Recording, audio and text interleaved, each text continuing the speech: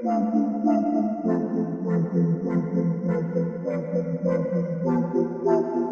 in, ladies and gentlemen, to NBR, or as we like to call it around here, Nothing But Rants, the show where I find topics that I'm oddly passionate about and I pontificate upon them. These are not hot takes, but rather takes that I'm hot about.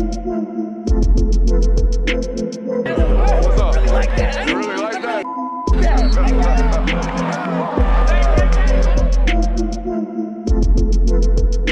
Let's shut up and grind some tape. What is up, ladies and gentlemen? Welcome into the Film Guy Network on a beautiful, beautiful Thursday evening. It's a great time to be here. It's a great time to be alive. You know what I mean? What a time. What a time to be alive. Make sure you hit that thumbs up button, like, subscribe, and rate, reviewing. We got a loaded one for you as always. But I want to open with this, okay? Because I used to, believe it or not, when I first got into this industry, like the media industry or whatever, when I first started freelancing as a writer, the first thing I covered, boys, was the NFL draft. I worked for a website called NFL Draft Mocks, okay? So all we would do is mock draft. We would mock draft. We would do player evals. We would do all that good stuff. Something that you could imagine for me was like, ooh, it's like a good little initiation to scouting, like a first level scouting type deal. Was big on Elgin Jenkins coming out in 2019. Wasn't so big on DK Metcalf. Nonetheless, it was a really good. I got smoked for the DK Metcalf stuff, by the way, smoked because he had a great freshman or great rookie year, and I was like, you know what, kind of a top end guy, gonna be able to run past folks, but not a lot of finesse in this dude's game.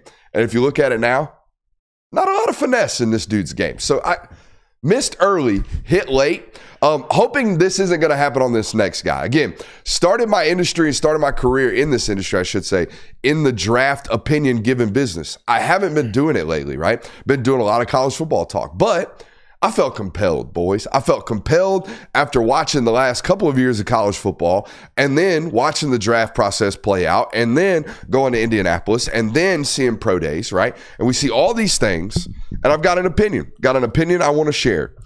I don't know if I would draft him 1-1 over Caleb Williams, but I damn sure would have a really, really tough conversation with who I draft at number 2 between Michael Penix and Jaden Daniels. I think, honestly, they're eerily not similar players. Jaden used his legs a whole hell of a lot more, but we found out today they test relatively similar. I mean, Michael Penix is an extremely explosive athlete. He's got explosive traits. He can jump 36 and a half inches. He can just absolutely jog out a 4.46, apparently in the 40. And it shows up on tape in his arm strength, okay?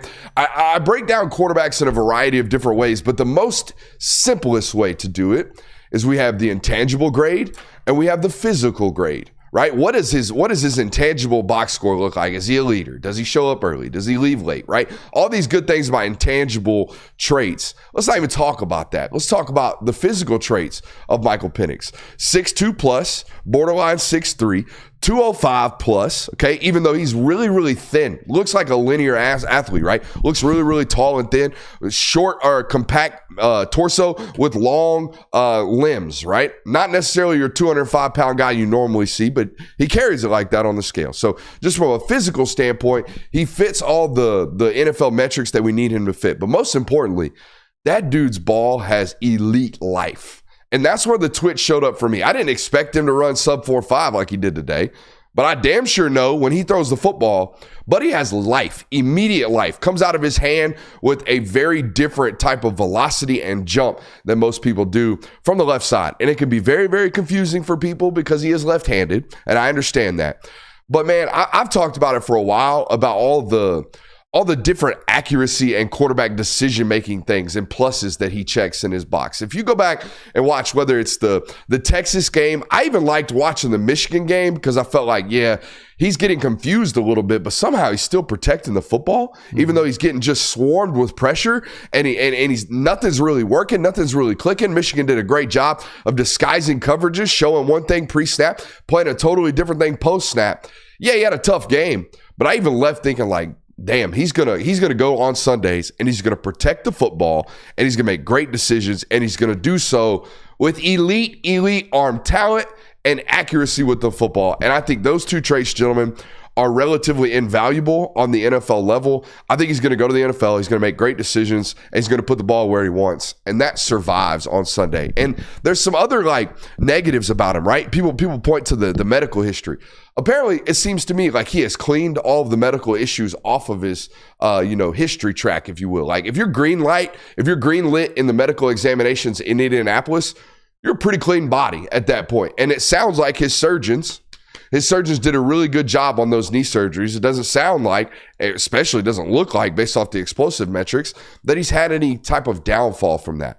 And oh, by the way, like 40 career starts, 45, 50 career starts, okay? Something that people talk about as a good thing for Brock Purdy. How did this guy come into the league and just have all this abundant knowledge and all this ability to make great decisions with the football? Well, he played a whole hell of a lot of college football, and that's something that we have found time and time and again that has played out on Sundays. Boys, I don't know how y'all feel about Michael Penix, but I was sold today when I've been to a couple of these pro days. Most of them are kind of real quiet. You can almost hear a pin drop in the facility.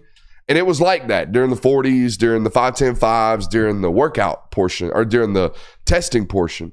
But as soon as the quarterback workout started, and as soon as they started throwing balls, them speakers were turned wide open. We heard some Kodak Black getting bumped out.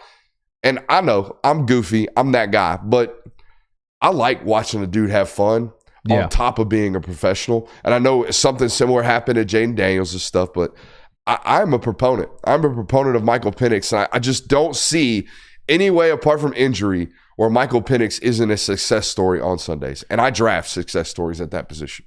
I think he's certainly I would say he's the most polished QB prospect in this class just because he's had the most starts. He's obviously the oldest guy in this class, a lot of experience behind him. And I'd say he has the highest floor amongst all of these QB prospects. But I think what's getting not necessarily in the way, but I think that's maybe hindering him from being one of these top five draft picks is that he doesn't have the high ceiling maybe of a Caleb Williams or a Jane Daniels, and that plays a big role in the NFL draft.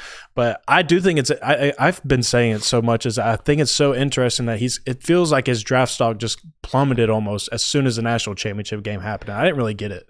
Yeah, I think it was probably because he got confused by by a team that threw a lot of NFL-style defenses at him. Like they comped Michigan's defense to what Baltimore does nowadays, where they show you one thing and it's completely other thing.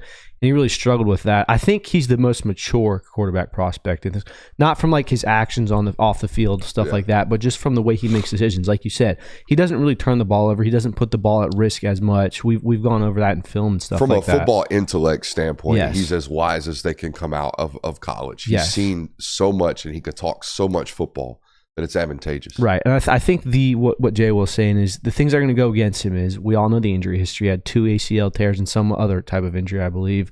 And the fact that he's left-handed. Like it does matter. It does matter. Like you have to flip an entire defense. You have to flip an entire offensive scheme for it. The ball comes off your hands differently. Receivers have to adjust to it. People struggle sometimes with left-handed quarterbacks. Not sometimes, all the time. Yeah, and even great receivers, they have to see it 1,000 times before it feels natural for them.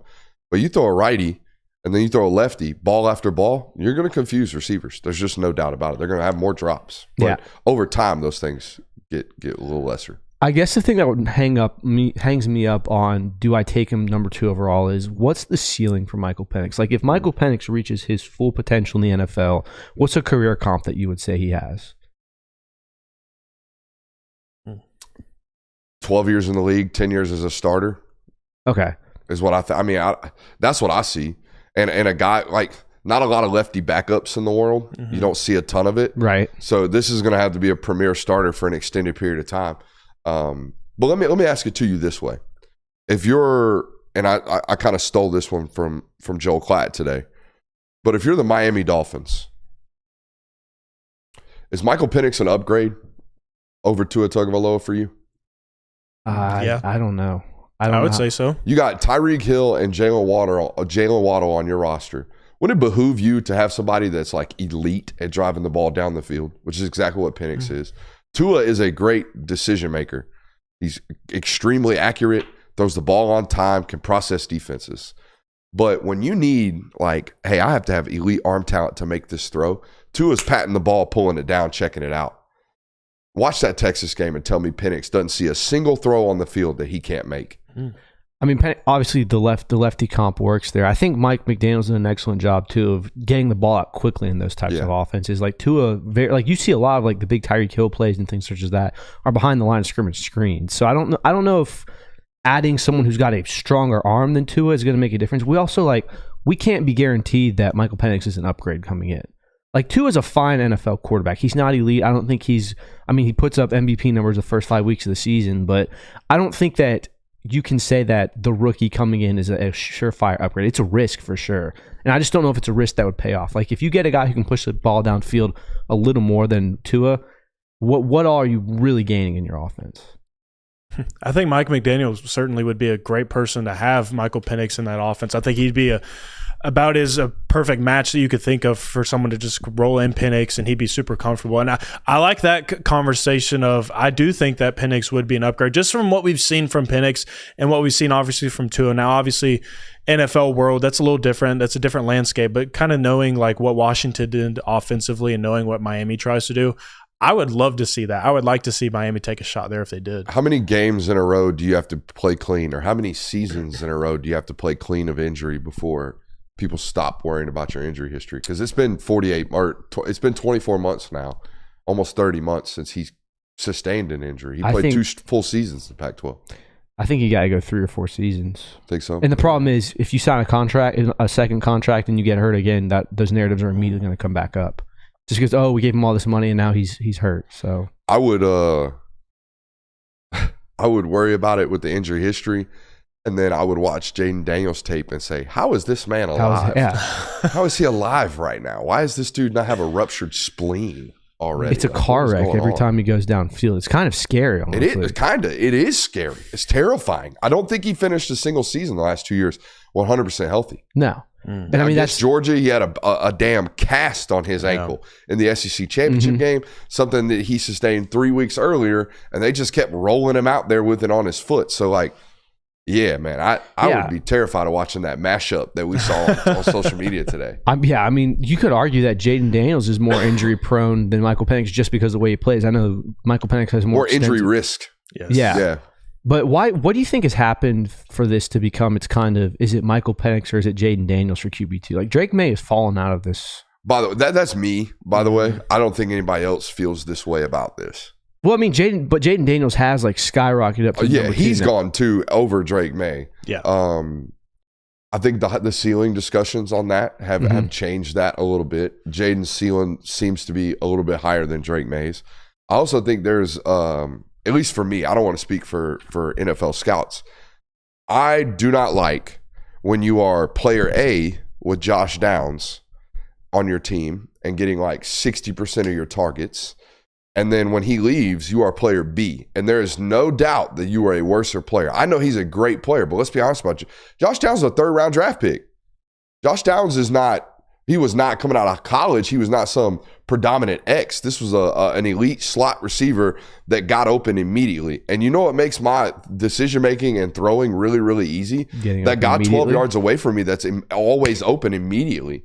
And then when he leaves me, I got to start making tight window throws. I got to start holding on to the football longer. I got to start reading defenses a little bit more. And we saw I wouldn't say, was it drastic? Would you go as far as to say that's drastic drop off from year 2 to year 3 under Drake Maye? Look up the stats on that. I would venture to say he was 700 yards less. His completion percentage probably dropped a full 6 points. So his completion percentage dropped 3%. 3%. He had almost 100 less attempts, though. Okay. So threw it a whole hell of a lot less this year than last. He had 700 less yards, but again, he threw it way less. Yeah, but he had 425 attempts compared to 517 in 2022. So I mean, the numbers are kind of the completion percentage is what I would look at and say it's fairly comparable. So, but it makes sense. His average yards per completion were 8.5 in 2023, 8.4 in 2022. So he's fairly consistent. Yeah. Do you think that the past UNC quarterbacks play a role in this at all? Like obviously Mitch Trubisky and Sam Howell. Both of those look like they're misses. Sam Howell's going to get a second contract. Yeah. But Trubisky was a miss. Sam Howell was a hit for what he was. Like a 5th-round draft pick. He's going to start. He started 12 games last year or something like that in the league. I don't know if it didn't look terrible. I was thinking about this earlier. I don't know if the team mantra around quarterbacks is really exist. Like everyone talks about Ohio State quarterbacks can't be developed. That's what I was getting at. USC doesn't have a good track record of quarterbacks in the NFL either, and they're about to have the number 1 overall quarterback. It's Carson Palmer and then a bunch of misses. Yeah. Sam Darnold. Carson Palmer, Sam Darnold. I mean, who's the Matt Leinart. Matt Leinart. Who's the other? There's one more Ponder? in there. Buddy. Blonde hair got drafted by the Panthers. Gabbert? No, that kid went to Notre Dame. I'm an idiot. That's right. But yeah, like USC doesn't have a very good track record of quarterbacks either, and so like this mantra around NFL teams are kind of scared of drafting someone from this specific team. I don't know if that exactly. I would ignore the helmet unless they're a line of scrimmage player or a defender, and then the helmet matters. Like, That makes sense. I know if I draft a kid out of Georgia or Alabama, they're going to be really, really defensively smart. Right? They're going to be gap sound. There's certain things that I can roll over year. Quarterback play, not one of those. Each individual prospect, like you say, Ohio State's a prime example. People that said CJ Stroud came from an Ohio State system, so he wasn't processing. He was half-field reading. Y'all were not watching him. That guy was clicking through reads like nobody's business at Ohio State his last year. Even though he had 3 NFL wide receivers next to him, it was pop, pop, pop, ball out, right? Every single time. Feet tied to the eyes. He goes to the league, does the same exact thing year 1, and everybody's like, how do we miss on this? Mark Sanchez. Great call right there. It was. Yeah. Yeah, Mark Sanchez. Total dud.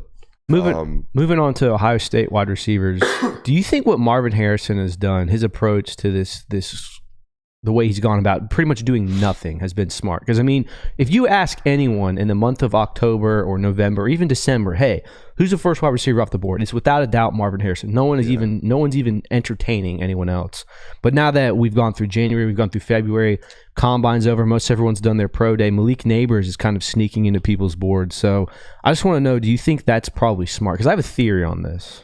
So it's hard not to say it hasn't impacted him. Okay. But I want to play devil's advocate here. What if Marvin Harrison Jr. knows he's not a 4.42 guy? You know what I mean? So you're saying he's... What if he knew he's 4.49? What if he knew he's 4.5 flat? Mm-hmm. And they go about this whole check the tape stuff. Mm-hmm. I'm a great football player. Just watch the tape. I'm going to continue to train for football. If that were the case, if his management team knew we are not going to test like that, then you hold him out and you say all these things about, he's a great football player, watch the tape 3 years in a row, Blitnikoff, yada, yada, yada. In that case, it saved you the drop, right? But if he's a 4.38 guy, what are you doing? And also, like, why are you not answering any media? That's the thing that's kind of I keep getting hung up on. Like, I understand that if your numbers aren't what people think they are, don't run, don't put it on tape to where you can decline or where you can fall in the draft. But why are you not answering media? Why are you not showing up to the combine? Things like that are interesting. And that leads me to my theory on this is that Marvin Harrison is absolutely fine with sliding in the draft. Yeah.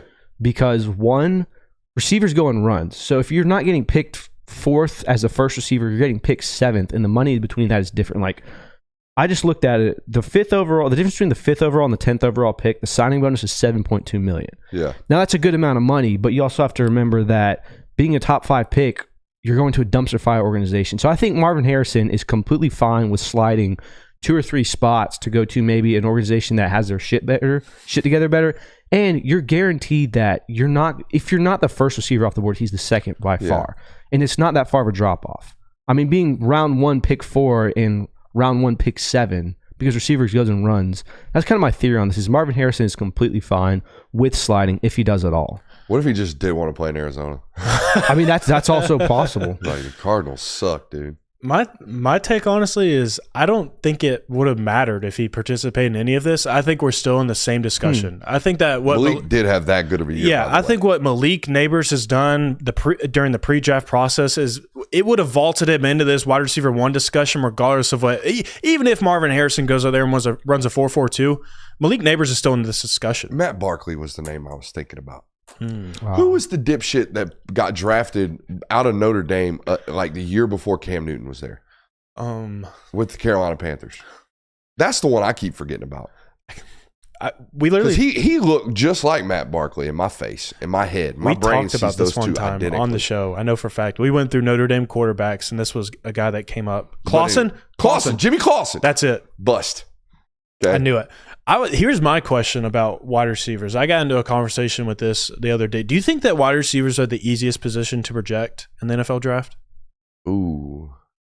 And I bet their hit rate's a whole hell of a lot higher. I have every single wide receiver drafted in the first round since 2021. I'll read off the list of names. Just kind of keep in mind, like since 2021. So this is 3 drafts, two drafts plus this one. This is So 2021, 2022, 2023, 3 drafts. Yes. Okay. I'm going to read off the names: Jackson Smith and Jigba, Quentin Johnston, Zay Flowers, Drake London, Garrett Wilson, Chris Olave, Jamison Williams, Jahan Dotson, Treylon Burks, Jamar Chase, Jalen Waddle, Devontae Smith, Kadarius Toney, Rashad Bateman. Is Treylon Burks the worst one in that group? He's the only miss. He's got to be the worst one. Or Kadarius Toney. Kadarius Toney was good for his first few seasons. Quinn Johnson and is was off to a great Kadarius start. Toney an eval miss, or was Kadarius Toney an intangibles miss? You know what I mean? Yeah. Kadarius Toney got to New York and was like, "Fuck y'all, I'm not practicing." Yeah. So good luck. Good luck surviving the NFL at that point. Based on that list, though, I mean, I would say that's over a 50% hit rate. Yeah. So I mean, that's pretty solid in my opinion. I mean, for a first round draft pick. I mean, I think it's even based off what you just read to me. I didn't hear too many duds there. Rashad Bateman doesn't strike me as a first round draft pick. There's been a couple he's been banged up, though. No, for sure. Yeah. I think it's certainly an easier position because it's, can you run fast? Can you make big routes? And catching is catching. Yeah. Like there's not really a hard analysis that goes into it, whether it's like throwing the football or throwing under pressure, stuff like that. If you can create space, you can create space. You know, like if you've done it for the last 3 years and like you're going to be able to do that essentially anywhere. Yeah. So, I mean, it's definitely easier in that sense. But I mean, so if I were in a scouting room, I would want to know this, right? I would want to know that if we draft this player, history tells us that we have a higher chance of hitting. Right, if I draft a wide receiver, his hit rate is drastically higher than if I drafted a tight end or whatever you're comparing it to. Because some of these draft rooms, they're off of best player available. Some of them are off need. Mm-hmm. Ideally, you do a combination of both. Yeah. Right. But no, to circle it all the way back to Marvin, if it gets you out of Arizona, you won. Right. You know, if that's the case. Yeah. And that's what he wants. I think that might be honestly what he's doing, because the difference between going to Arizona and going to whoever has the 6th or 7th pick is so minimal. It's going to cost you a couple $1 million, but what you lose in that, you're going to probably make up with having a long career in the NFL. So, but again, like going back to your thing, I don't know if receivers have as much of an impact on a team's success as other positions. I think that's maybe why they're valued less. I mean, you can expand it to the college ranks. Ohio State's had great receivers exactly. for that's a number what I'm getting of years, at. And Ryan Day is championshipless. Pressure's now, on for him this year too. A lot of that has resulted because they couldn't stop a nosebleed defensively, or couldn't stop a running nosebleed defensively. But you know, he's got a lot to figure out this year, does Ryan Day. Is he the only coach that absolutely needs to win a title this year? I looked around the league, and it's like you have guys that are like set, like you know who they are, and then it's just a bunch of people who are on upward trajectories. You've got Dan Lannings, you've got Mike Norvells, you've got guys like that to where it's like they don't have to win this year. Like a couple of years ago before Kirby Smart won, it was kind of like he needs to win one this year. I can't really think of a guy. I mean, before Jim Harbaugh won it last year, he needed to win one. There isn't really a guy that is in dire straits of needing. You don't feel this way about Lane Kiffin?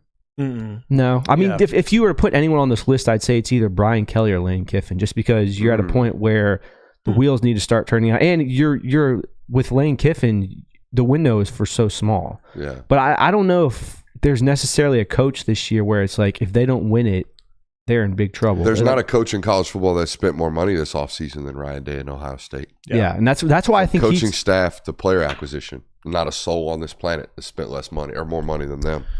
I think the better question to propose is which college football coaches have to make the playoff this year, and that's where you can start throwing names in. Like obviously, Lane Kiffin is in this discussion. Like you have to win a college football playoff.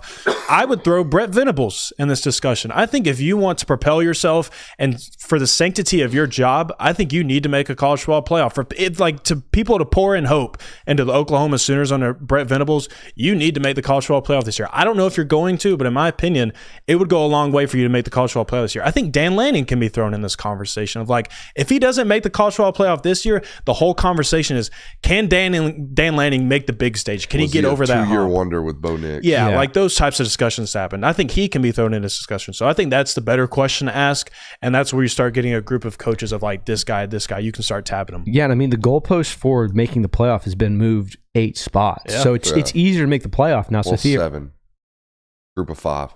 True. Yeah. Okay. Good point. 7 spots. So it's easier to make the playoff. I thought I was wrong on math. I was like, shit. But no, it's easier to make the playoff now. So the expectation for a lot of these teams that were always, hovering around that top 10 is you should be a playoff team now. Oregon should be a playoff team now. Ole Miss should be a playoff team now. And if you're not making that, I think you're failing. What about guys like Dabo Swinney and Mike Norvell?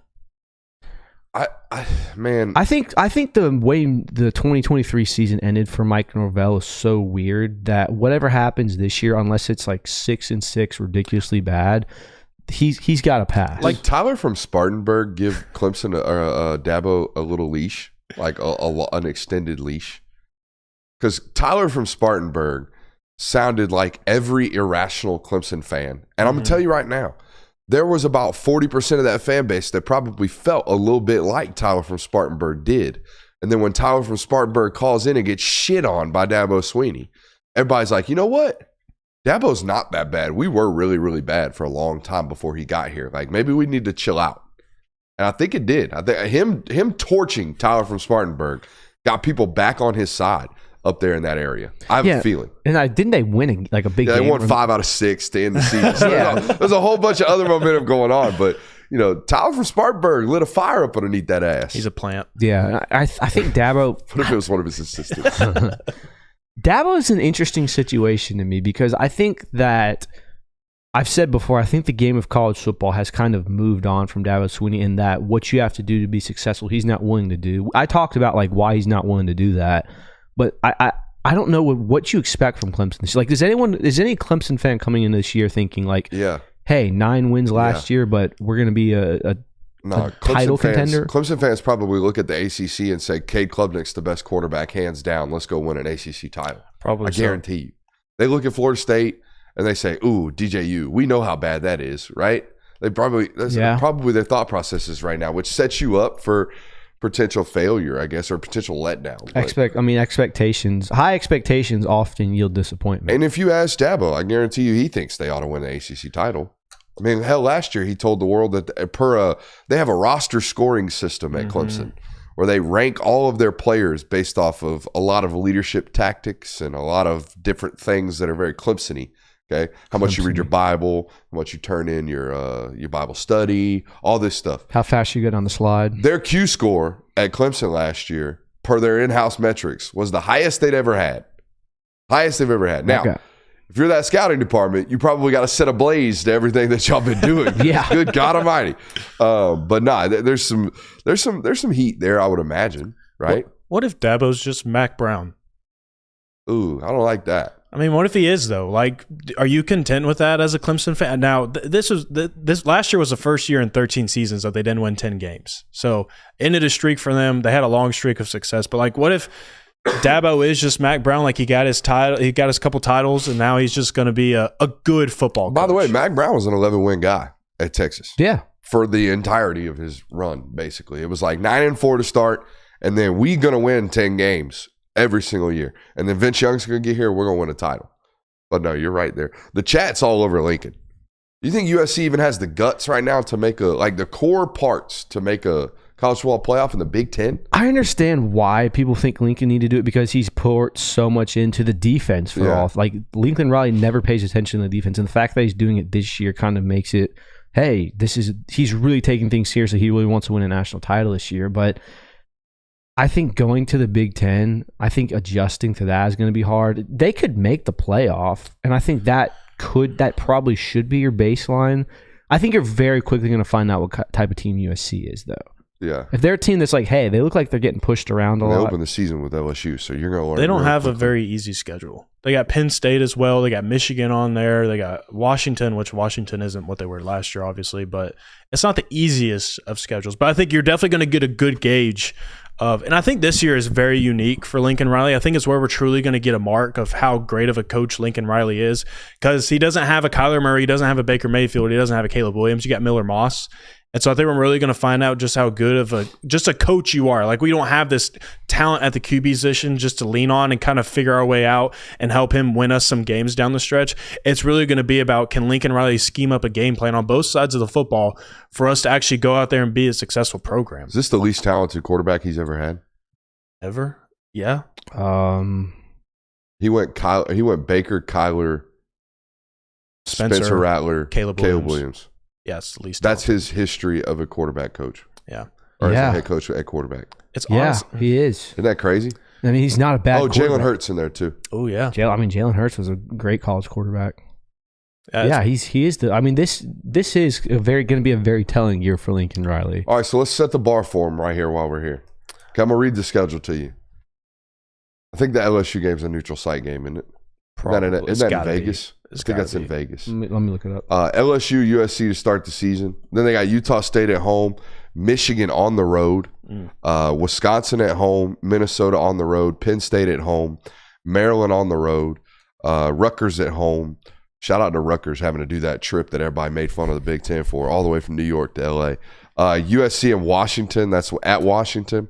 Then they play Nebraska at home, UCLA on the road, and then they finish with Notre Dame. I see one non-Power 5 opponent on the entire roster. Mm-hmm.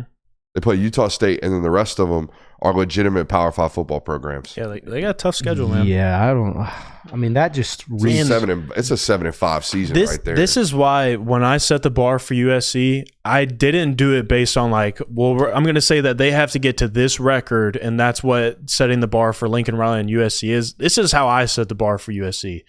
I said, make Miller Moss look like a great college quarterback. Like, let's fully see Lincoln Riley QB coach. Like, if you can turn Miller Moss into a great college quarterback, like people respect that name, then your name already gets propelled up a little bit more. People already start respecting you a little bit more because, again, it's not a Caleb Williams. It's not a guy that people are like, well, yeah, he's going to be great. Lincoln Riley's name is just kind of attached to it. So I said that. If you can turn Miller Moss into a great college quarterback, then boom, that's a big plus for you. Substantial improvement on defense. If you can move yourself from, I think it was 119th on total defense last year into like a top 60 defense, I think that's a massive improvement for them. I think that's a win.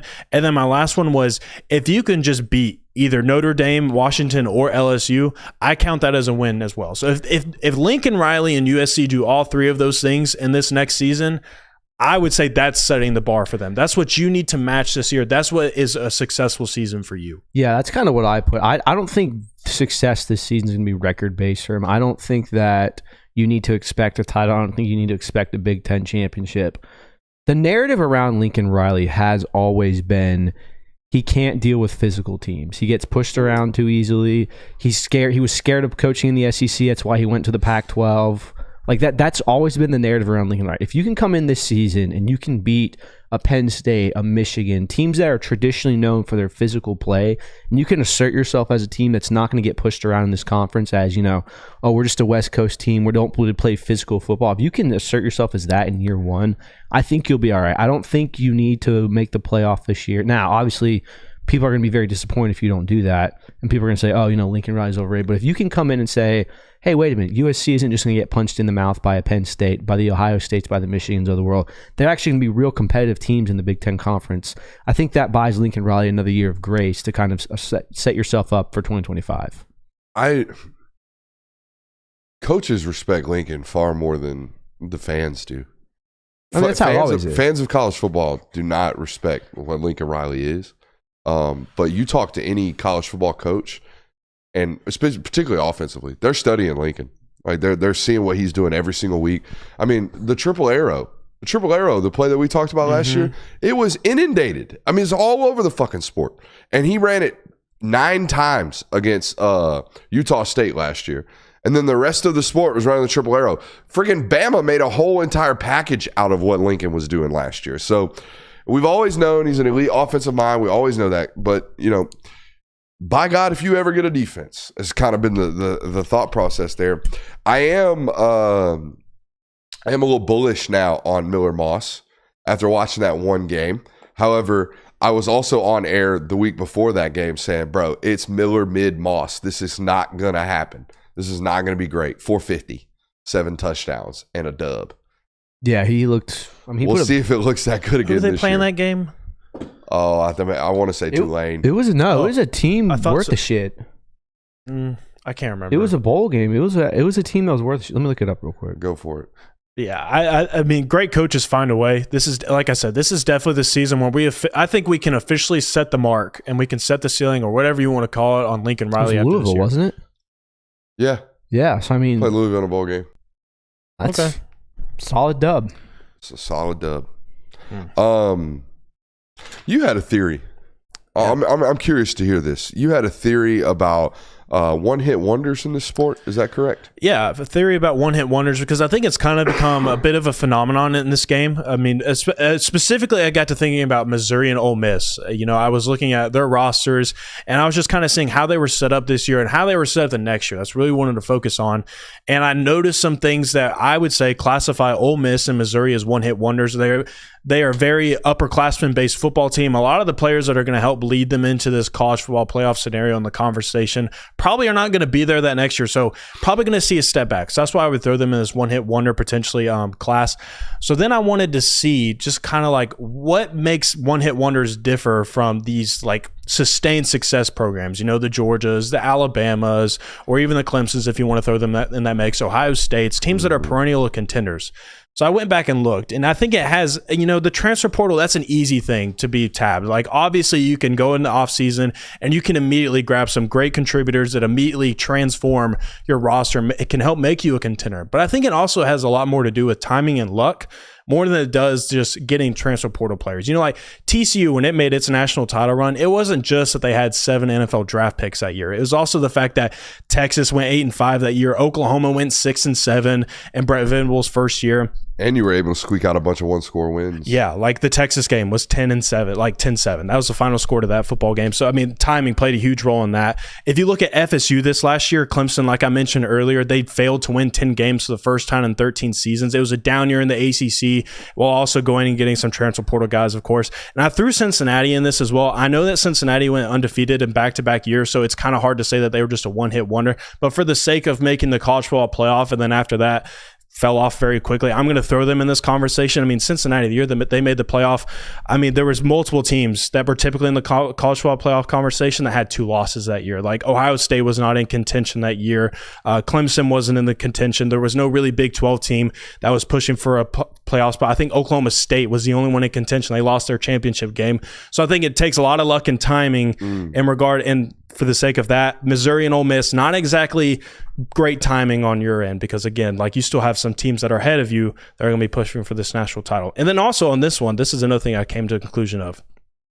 Elite quarterback play is what we always say is a prerequisite to contend for a national title. For these one-hit wonders, that's not the case. Like Desmond Ridder, good college quarterback, was not one of these elite prospects. Jordan Travis, great college quarterback, not viewed as one of these elite NFL prospects. Brady Cook, great college quarterback. Probably not going to be viewed as one of these elite prospects. I think you can also say the same about Jackson Dart. Like, he's a great college quarterback. Maybe can get into that realm. But as for now, just going to say that he's a great college quarterback. Where you think of the perennial contenders, it was Stetson Bennett and Carson Beck. It was what Alabama did with Tua and Bryce Young and Mac Jones. Like, that's great quarterback play. Justin Fields to C.J. Stroud for Ohio State. These one-hit wonders. Deshaun Watson to Trevor Lawrence. But in order for that to happen, of course, like it's great quarterback play for these one-hit wonders, but it also takes a first-round pick and Quentin Johnson coming along. It's also Sauce Gardner turning into a top-5 pick as a defensive back. And so I think it takes a lot of, like Luther Burden this year, that's going to be Missouri's thing. So I think it's about timing, and you got to have good quarterback play. But elite quarterback play is what brings you into this perennial discussion. So you talk about one-hit wonders as teams, kind of like TCU falls into the category as one-hit wonder because they're not usually there.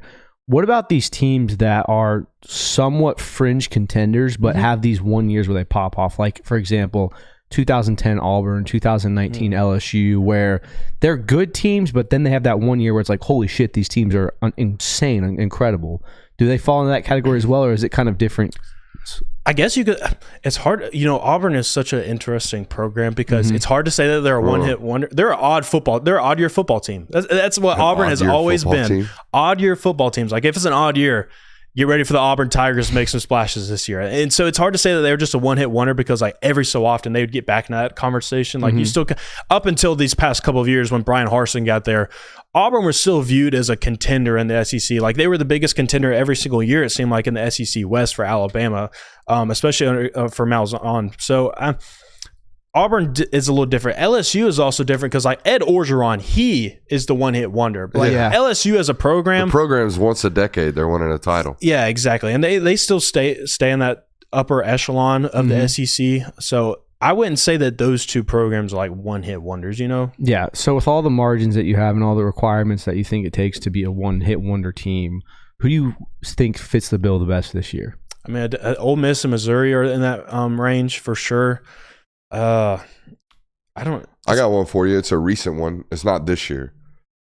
But did we feel this way about Tennessee and Hendon Hooker? That's a great point. I mean, the longer time goes on, the more pedestrian Tennessee looks like. He was obviously special. Yeah. At least in that system. I don't know. It was with the Titans? Lions, I believe. Lions. Okay. So probably not going to get any playing time anytime soon up there behind Jared Goff. No, but unless he gets hurt. No. It seemed like a match made in heaven that 2022 season. Those two, they were ripping, man. Yeah, I think there's going to be a lot of pain and regret felt by Tennessee fans for a long time, thinking like, man, if we could have just beaten Georgia, what could have been? Now, obviously, we know what happened afterwards. Shit to bet against South Carolina. But like, you have to imagine that if you beat Georgia, the season goes different. I mean, things matter for sure. So I think you could throw them in that range. That's one good thing about the 14 and 12 team playoff is that Tennessee doesn't fold it in at that point. You know what I mean? Moving forward, they don't fold that in because they're still vying for a top 11 spot. Well, I mean, that's the good news. But Tennessee didn't really fold it in 2022. They just got their asses kicked by South Carolina. Their starting quarterback got hurt, and then they got their asses kicked. No, they got their asses kicked. They were in the middle of getting their asses kicked, and then Hendon Hooker got hurt. Okay. They were down like 20 when he tore his ACL. Yeah. Like, they were losing that game. So, like... It's fair. Ran out of freaking fireworks. Yeah. But you don't think that is a byproduct of... Well, no, they still had playoff hopes at that point, didn't they? Weren't they a win out, don't have to play in the SEC championship? That's essentially what it was. Maybe you'll be four. The path to the playoff for Tennessee after they lost to Georgia was just win out. We have an easy schedule after this. We're going to be the fifth best team. We know there's a 2-loss team in LSU coming out of the West. Right. And then so like we can wait around. LSU or Georgia can lose. One of those teams, they'll fall out. It was actually we need LSU to lose, so they fall out. We jump in, and then they lost to South Carolina and lost Hendon Hooker. So my next question about this conversation is like, how much does it matter to be a one-hit wonder? Like let's focus on Ole Miss. Like for an Ole Miss fan, for Lane Kiffin, how much would it matter for you to make the college football playoff? And like, let's say you win a playoff game. That's it. Like you make it, you win one game. We'll classify you now as a one-hit wonder in this new college football playoff era. Like, how much does that mean for what's at stake? The next roster you need to buy.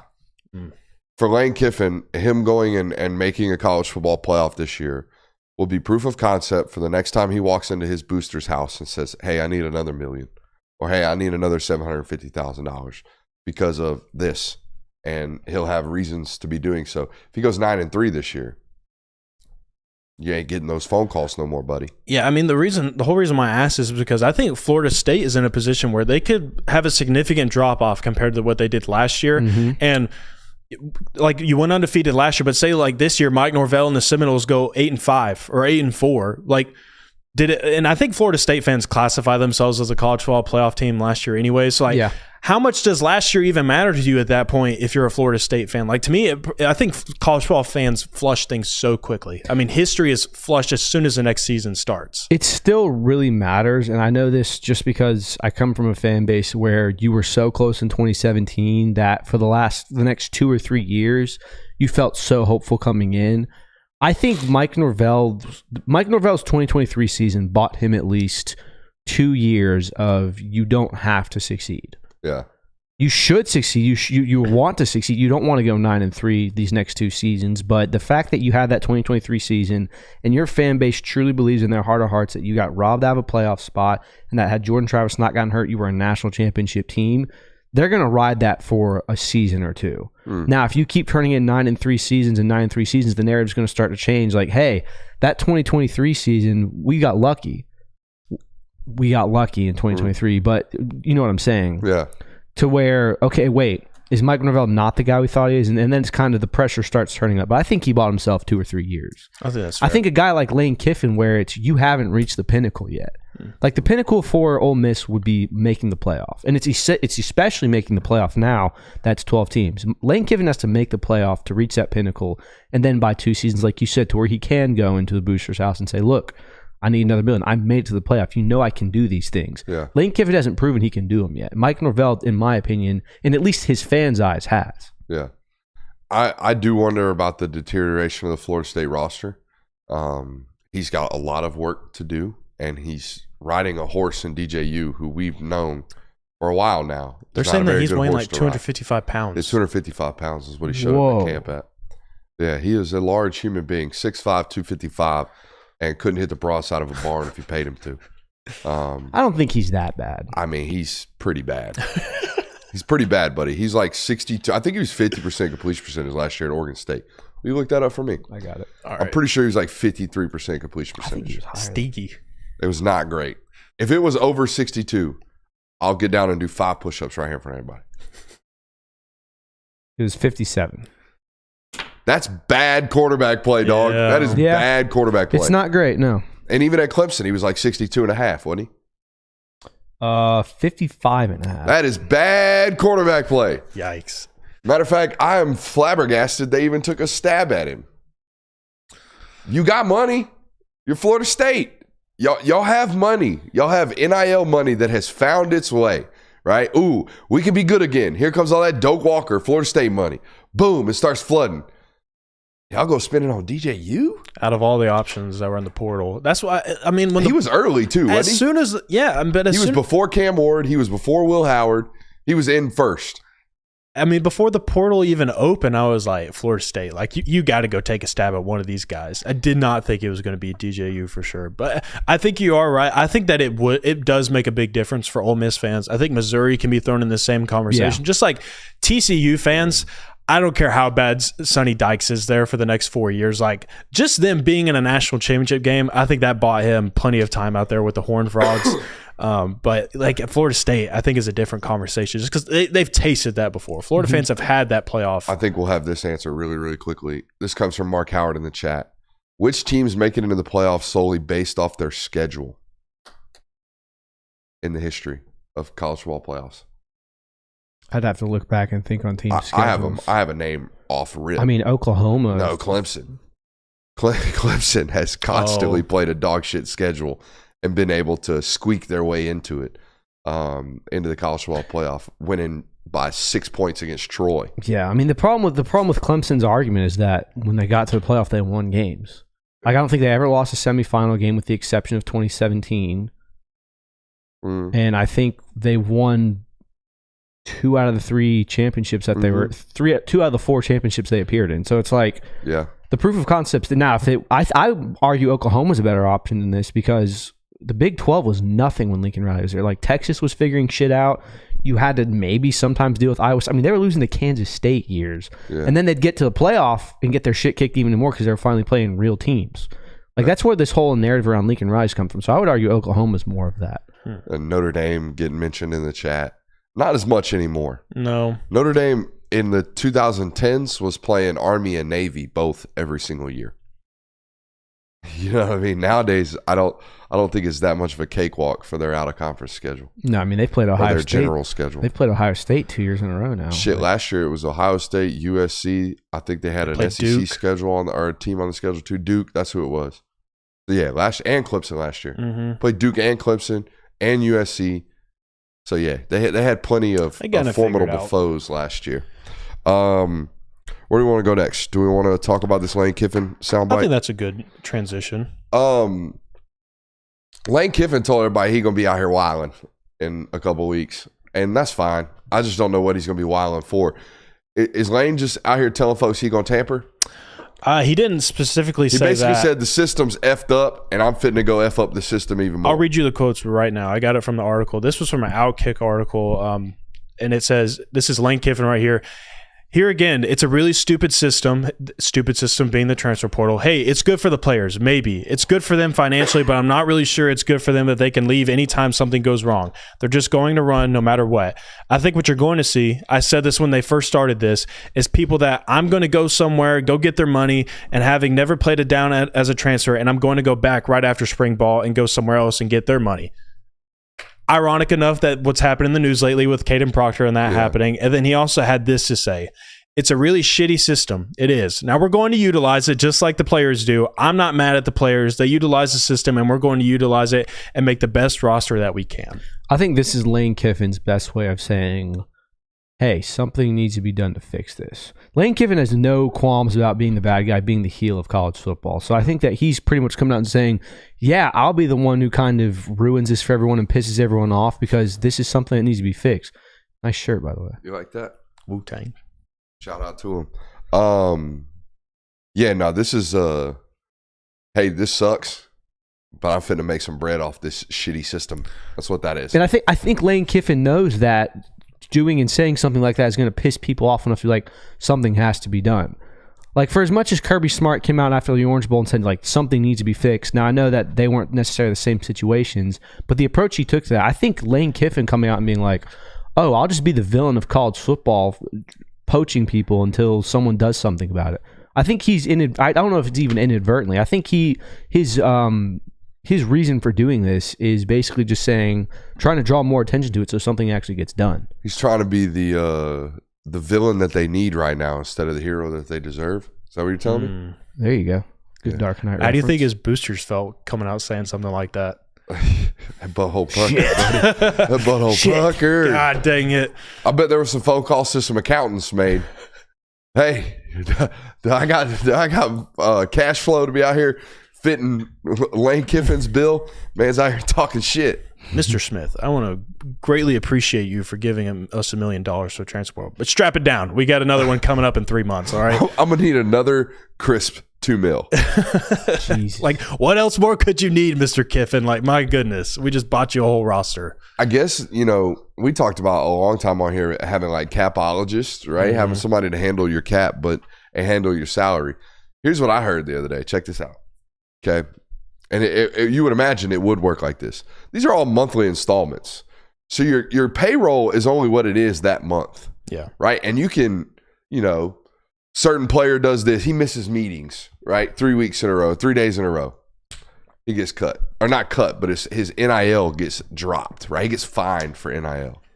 Misses practice, misses weights, whatever. And then all of a sudden your budget changes, right? Because you cut so-and-so's NIL. So now you have an ability to make more or somewhere else. Another thing that I've heard, right? This is an SEC program that does this. There's an SEC program that establishes an exact dollar amount that they are willing to allocate for a certain position. Let's call it left guard. We have $15,000 a month for this left guard, okay? But next month, we get more money, right? We get the collective starts hopping in. Now we have $20,000 a month for our left guard. So now what the scouting department's job is to do is to go find someone that is $5,000 a month better than the current left guard they have. That makes sense? Fascinating. So every day, people are searching through other people's rosters in hope that they can make incremental differences in terms of a playmaker, right? Or somebody who's slightly better. They establish grades on all these players. Jonathan's a 3.4. Well, I have $500 to find see if I can find a 3.5. And if I find a 3.5, Jonathan, I'm sorry, buddy. You're out of here. Huh. Right? That's how some of these programs are running it nowadays. That's crazy. And by the way, that's how all of these programs will run it in 3 or 4 years whenever, revenue splits come down. Because once revenue splits come down, you have an exact portion of money that you can give out. It's like a two-way street. Like the player can ask for more money, but at the same time, if we find more money, we might find someone better than you. So, yeah, if you like your NIL check, you better stay out of trouble and you better show up on time. You know what I'll give you this one. You know what the number one loss of income at the University of Georgia is right now on their roster? Taxes? No. Well, that's 45% to 50%. You guys go to parking school there. tickets. Parking tickets. I believe it. Parking tickets. I saw someone with a boot on today. They love getting parking tickets out there, dude. Parking tickets. And they're not cheap. No. Like $100 a pop, basically, nowadays. It's 50 off the bat to get a boot off. Yeah. And at Georgia, to get the boot, you have to get I speak from experience here. To get a boot off your truck at Georgia, you have to walk all the way to the Southeast campus. It's like 1.5 miles walk just to tell them, hey, I'm here to pay my fine. And then they're like, all right, enjoy your walk back. By the time you get there, hopefully we have the boot off. Real fun stuff. Parking scooters illegally. You know your scooter can get a parking ticket. What? Yeah. At the University of Georgia, your scooter can get a parking ticket. I didn't know. Yeah. I've avoided that over my 3 years of Georgia. I know you're making good money. I know you are. You're making great money in college football nowadays. Park correctly. You know what I mean? Like, Jesus, man. Nah, dude. They pay the IRS. He's not a magical being. He's not a yard gnome that turns into a human at night. Like, the IRS is a real thing, bro. Pay your taxes. You know who should have been paying their dues this week, or I guess was paying their dues a little bit. You see this Jimbo Fisher stuff? Jimbo Fisher is worth a crisp $70 million. Easy, right? Got to be. Jimbo Fisher out here working out at the Planet Fitness. He's just like us. Planet Fitness, dog. He's just like us. Do we have that up on the screen? Oh yeah, we got it up on the screen. What's he doing there, Curbs? He doing upright rows on the cable machine, on the Smith machine? Is that what we got going on? He's either doing upright rows or curls probably. Yeah, little T-bar curls. Jimbo Fisher strikes me as a heavy curls guy. Not a lot of leg work going on. I think he's a shake weight guy. Oh, yeah. Dude, Jimbo Fisher definitely had Jimbo Fisher was shake weighting his entire career at Texas A&M. That's protein shake guy, you think? Nah, he's a red-blooded American. Or you think that he's just the guy that I feel like I have to show up to the gym, so I'm just gonna go, but everything after that, like, I bet Jimbo Fisher is on a litany of tests. You know what I mean? What do you mean? He's probably got all kind of testosterone. You know, he probably works out for 30 minutes and gets the pump that I would have to lift 90 minutes for, is what I'm trying to say. I find that the richer you get, the easier it is for you to find performance-enhancing drugs. I don't know. Have you seen him? No, but that's what I'm saying. I don't think he's on PEDs. Jimbo strikes me as a guy who takes the PEDs, so he only has to work out 20 minutes to look like he would if he worked out 60 minutes off the PEDs. I see what you're saying. See what I'm saying? Yeah. You know these guys. Yeah. Out of all the active SEC head coaches, who do you think is you most likely to run into Planet Fitness with? Oh, Orgeron honey hopping somewhere. Active. Yeah. Active? Yeah. My vote's Drink. Eli? Drink in his camo shorts. In his camo cargos? Yeah. Huh. Clark Lee strikes me as a guy who works out in the public annex in Nashville. Just because no one would know. Yeah, he probably does that. No one recognizes. Yeah, no one recognizes him. He can. Are you Josh Pate? No, I'm not. Jimbo's definitely the guy, though, that goes into the community sauna with just nothing but a towel on. Oh, I hate these guys. Yeah, no shirt on, definitely nothing underneath, but just got the towel on top. What is it about that, by the way? Young men out there listening to this, because I know nobody under the age of 40 has ever been naked in the middle of a damn locker room in the gym. But something happens. You get 50 years old and you just let it hang everywhere you go in the locker room. My theory on this is that men of that age don't have... They just don't give a shit. Not even that. They don't have compression underwear. Oh. So if you're sweating in your boxers, like, your boxers are soaked the rest of the day. So, like, you just got to, you know what I thought men of that age were strictly whitey-tighty gang. I mean, they are. That's what I'm saying. Like, they even make whitey-tighties anymore? Of course they do. For sure. People just don't buy them, but... It's crazy. Yeah. Hey, what? I just can't imagine, like, being in a Planet Fitness and it's like, Jimbo Fisher? Jimbo Fisher? Jimbo Fisher. It's crazy. Is that Jimbo Fisher over there working out his forearms? What's going on, man? Why is he working forearms? Hey, we got a whole other hour coming up right now.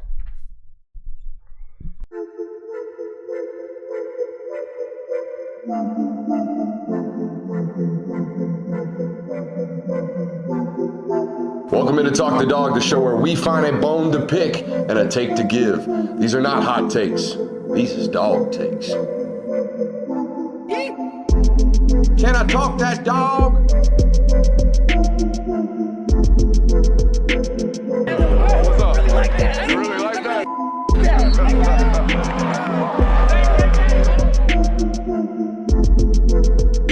Let's shut up and grab some tape.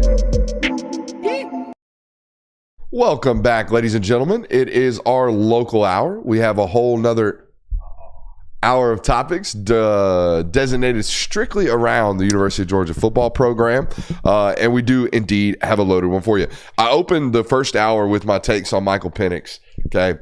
And I'm going to open my second hour with a damn, he was loud wrong. You ready? Ain't even had the kid on campus yet, and I already know I'm wrong. All right?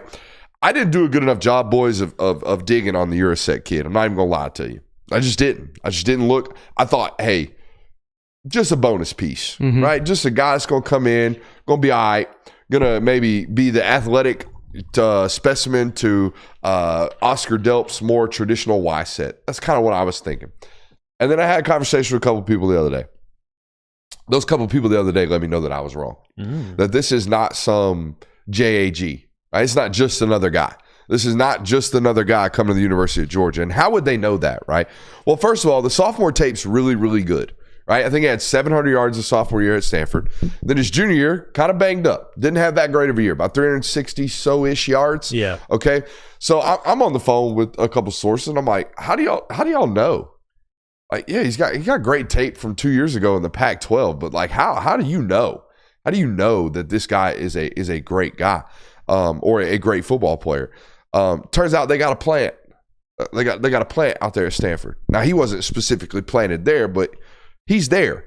And it's an old staffer that used to be at UGA that left UGA to be a staffer at Stanford. Okay. And guess who got the full eval on what they call the daily habits of Benjamin Yurosek? And by the way, it's not pronounced that way. I wrote it down in my book. It's not pronounced Yurosek. We're pronouncing that incorrectly. So let's pronounce this correctly right now. Okay. I want to set everybody on the right page here. Let's see here. This is pronounced Yurosek. Yurosek. That's how that's pronounced. Yurosek. Benjamin Yurosek.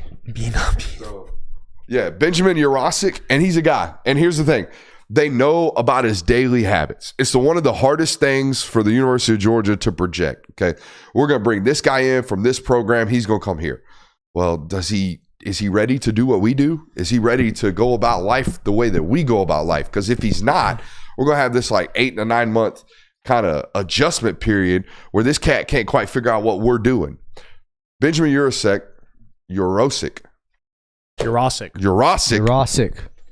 That's going to kill me. Yurosek has tremendous daily habits, boys and girls, and he's a tremendous athlete. So I think it's going to be a hit at the University of Georgia. Oh, also, didn't do a good enough job reaching out to NFL scouts when this first happened. I saw the Jim Nagy tweet about Yurosek. I saw the Nagy tweet about Yurosek, and I was like, that's Nagy being Nagy. He probably had an invite to the Senior Bowl, whatever. Right. The NFL scouts I talked to, A grade. Really? A grade. The other tight end with an A grade, Oscar Delp. NFL loves Oscar Delp.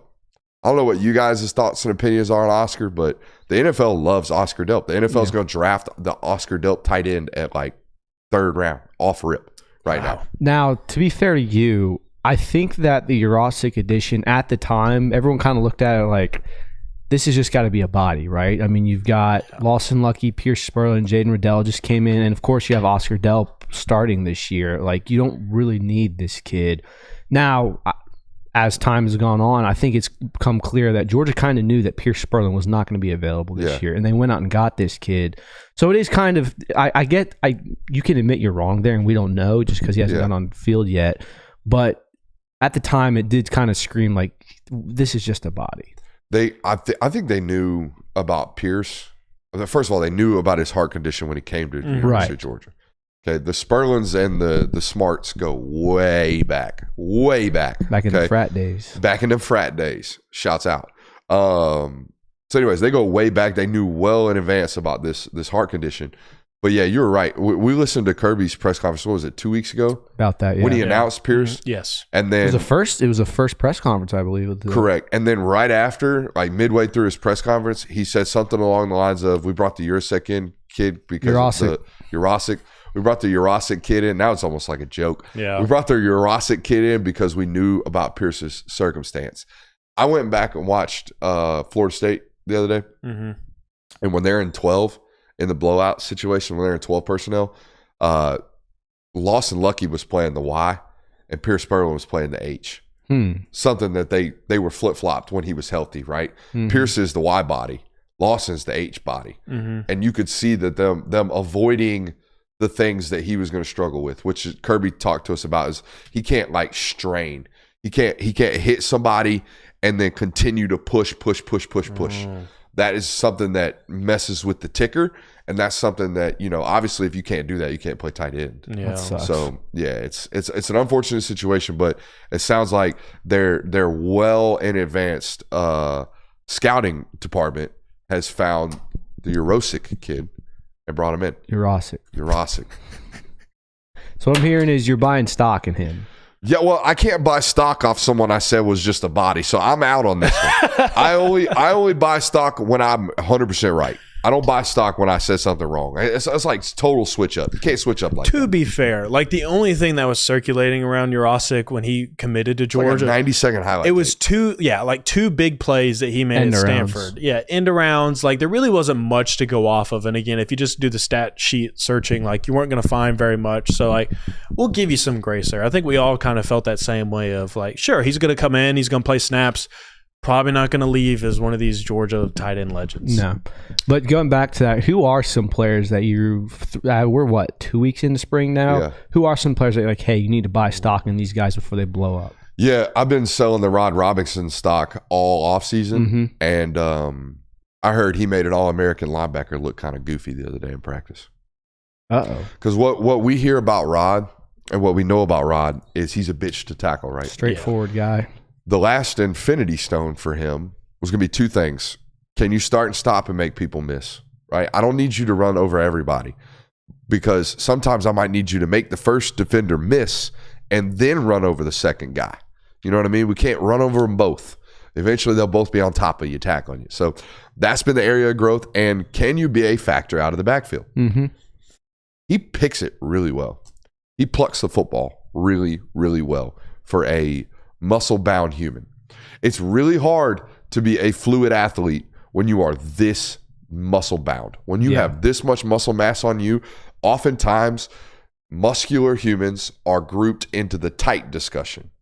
I think Jonel Aguero fits this mold for me. Jonel Aguero, super explosive. You can see it in his frame, 6'1", 205 pounds, really tight. It's almost impossible to not be tight when you're that muscled up. Roderick doesn't have those things, it doesn't sound like. So I've been selling the Roderick Robinson stock, meanwhile buying all of it that I possibly can behind closed doors. Yeah. So, what about you, Jay? I should say marketing, not selling. My first advertising. Advertising. My first player on my list that I'm buying stock in is Jared Wilson. I've heard too many people say great things about Jared Wilson for me not to believe that he is just going to play exceptional football this year. I mean, when you hear people continue, multiple people continue to say great things, and then some of the stuff that we looked at from last year's tape when he was in games, hearing about how much an athletic freak that he is, like those types of things mean a lot to me, and hearing those rumblings continue to show up and to continue to hear those things, Jared Wilson is getting a lot of stock bought from me this year. I'm going to go ahead and do this one because I don't think it's going to be on anyone else's list. I'm buying stock in Dalen Everett. Oh, he was one of mine. So yeah, I'm glad I did that then. I'm buying stock in Dalen Everett for this reason, because the name Dalen Everett to a casual Georgia fan is, oh my God, he was the worst of two corners last year. We had Kamari Lassiter and this other guy kept getting beat. Dalen Everett is a very talented cornerback, and he might even get some run at star this year. And the fact that Kirby Smart believes in this guy, believed him enough to make him a starter last year for the majority of the season, tells me that Dalen Everett is going to be in for a big season this year. And I think he might surprise people in 2024. So I'm going to go ahead and buy stock in him now. Plus, too, like, when you think about Georgia defensive backs, like I refuse to believe that a player that just started an entire season for Georgia is going to jump into year two of being a starter and not progress at all, like not show any types of improvements, like nothing. Like I believe that Dalen Everett's for sure going to take some steps forward, whether that be at star or whether that's at defensive back. Like I think is going to be even better than he was last year. And so that's why I wanted to buy stock in him, just because I think he's going to be better than he was last year. And last year wasn't even that bad. So year two improvements always happen in this type of defense, it seems like. Has there ever been a Georgia player, with the exception of Jake Fromm, because we know the circumstances of that has gotten worse from starting year one to year two? Under Kirby Smart, at least. I would argue Tyreek Stevenson. Okay. Tyreek Stevenson's freshman tape is ungodly. Right. Ungodly. And then his sophomore tape, it's like, hey, I'm going to eat my way out of the star position right quick. Just kidding. He never did it. But he just got way too big. And then they're like, I want to play corner. And Georgia's like, well, you're not playing corner here. And he's like, well, I'm going to leave. And then he left to Miami, and now he's a top 40 pick, and now he's in the league, and he's playing great corner. But, man, what's the freshman star tape? The freshman star tape and I know we just had a guy that led the team in tackles for loss, sacks, interceptions, all of it from the star position. Tyree Stevenson's freshman tape at star is the best stuff I've ever seen. Just from how versatile they were. Okay. And it just wasn't that his sophomore year. Yeah, but back to my original point, like it doesn't happen a lot. No, like you don't see a lot of guys like come out in year one and then get worse in year two. So I mean, I feel like Dalen Everett's going to be even better this year. So like buy stock in him. Dalen Everett, the rare football player that is seemingly much larger out of pads than he is in pads. How does that happen? I don't know, but when you see him in person, like his neck's really long. He looks like he's 6'2.5". His chest is really broad, something you don't see. Limbs are obviously really long, but there's a thickness to him that you don't see in pads. And this was something that I learned about the game of football, like when I started covering Georgia. Really, like it's one thing to see them in pads; it's another to see them out of pads in like street clothes. Some guys look huge in pads, and then they look really small in person. And then every once in a while, there are these people like Dalen who look okay in pads. And then you see him in person, you're like, my God, you are a large human being. You are a large human being. Interesting. And that discussion I was having last night or 2 nights ago with somebody, because he is going to play star. Yeah. I mean, he's currently repping now. So, yeah, he's going to have to play big. He's going to have to play big this year. I would buy the stock. Do you have any other players who you'd buy stock in? I would go ahead and get in early on guys like Daniel Calhoun. I would go ahead and get in early on a guy like KJ Bolden, even though everyone's already bought the stock. I think KJ plays very early on in the season, maybe like, I don't know, 4th series of Clemson. Ooh. Yeah, I think they're going to play him really early. And one thing I've kind of found about Kirby in years past with the elites of the elites, right? Guys that come in and they're like, wow, he's everything we thought he was. He'll throw that guy to the wolves real quick to see if he's a gamer. Just throw him out there, see what happens. Yeah. See if he's either like completely overwhelmed or if he's a superstar. Because if he's a superstar, we're going to leave him out on the field. Do y'all remember Oregon 2021? Of course I do. Everyone remembers, right? It was 2022. Everyone remembers. They remember the Malachi Starks pick, but they don't remember that Malachi didn't start that football game. Nope, Dan Jackson. That Malachi came in 3 series in and then had the pick. And it was like, oh, almost had 2. Well, okay, then we know what we're doing the rest of the year, So I would imagine with guys like KJ, maybe not Ellis because they're deeper at that position, but with guys like KJ, maybe even Joseph Jonah, if they find that they don't have a difference maker up front or a consistent difference maker up front, maybe just throw him out there and see if he is indeed a gamer, because some of these guys are. It happened by default, but Brock Bowers is kind of in the discussion as well. Like it was Clemson. And that didn't happen by default. That was necessity. Yeah, that was midway through Georgia Tech is when Todd Monken said he realized he had something that year. When he takes that angle route and splits the 2 safeties down the middle of the field in 2021, he's like, oh shit, I got a guy. And then he spent all year next year. Remember, they opened the season against UAB. And he has a very similar out and up. They run flood into the boundary against UAB, and he takes off for 23 miles an hour, outruns everybody. Okay, so yeah, you're right. It took a while before they realized. I think they found something similar with CJ Allen last year. Just throw him out there, see what happens. Yeah. That kind of goes into another segment we'll do later. Chat's talk about Ja Jarrett. I'd buy some Ja Jarrett stock. Oh man, that's what I was gonna say next. Yeah, Ja Jarrett's the one I'm buying in. I think there's a couple of names you could invest some stock into on the defensive line, but for me, it's gonna be Ja Jarrett just because I feel like he is someone that kind of brings a little different element to the defensive line. Maybe something that Georgia is lacking up front. I mean, he's big as all get out, so I'm invested, especially because like this is something that we've been wanting since last year of just somebody that we just want another name in there that is just household. Everybody knows who he is, and like he's just the guy. And I think Ja Jarrett absolutely can be that for Georgia. So I'm going to put some stock in him. Which receiver has the best value on their stock? Like everyone's talking about Colby Young right now. Everyone knows who Dominic Lovett is. Like, who's the guy that people may not be talking about right now? The guy you didn't mention? Arian Smith. No. Oh. Dylan Bell. I think Dylan Bell's also one of these guys where it's like people kind of know what Dylan Bell is by now. Yeah. I think Arian Smith is the most valuable, low-key. Why? Just because, every single conversation that we have about the wide receiver room now, we forget about Arian Smith. Now I know that there's a reason for that. But I just think that like if Arian Smith is like with Georgia this year and he is going to be this player that he was 2 years ago, then like if he gets you a 60-yard reception once every 2 games or once every like that's valuable to have in my opinion. The trajectory for Arian Smith was very weird because for 3 years it was this guy catches a ball and it's a touchdown. Like if he can stay healthy, all he has to do is stay healthy and he'll be a 500-yard receiver. Through his first 2 seasons at the University of Georgia, he had 5 receptions and 3 touchdowns. Yeah.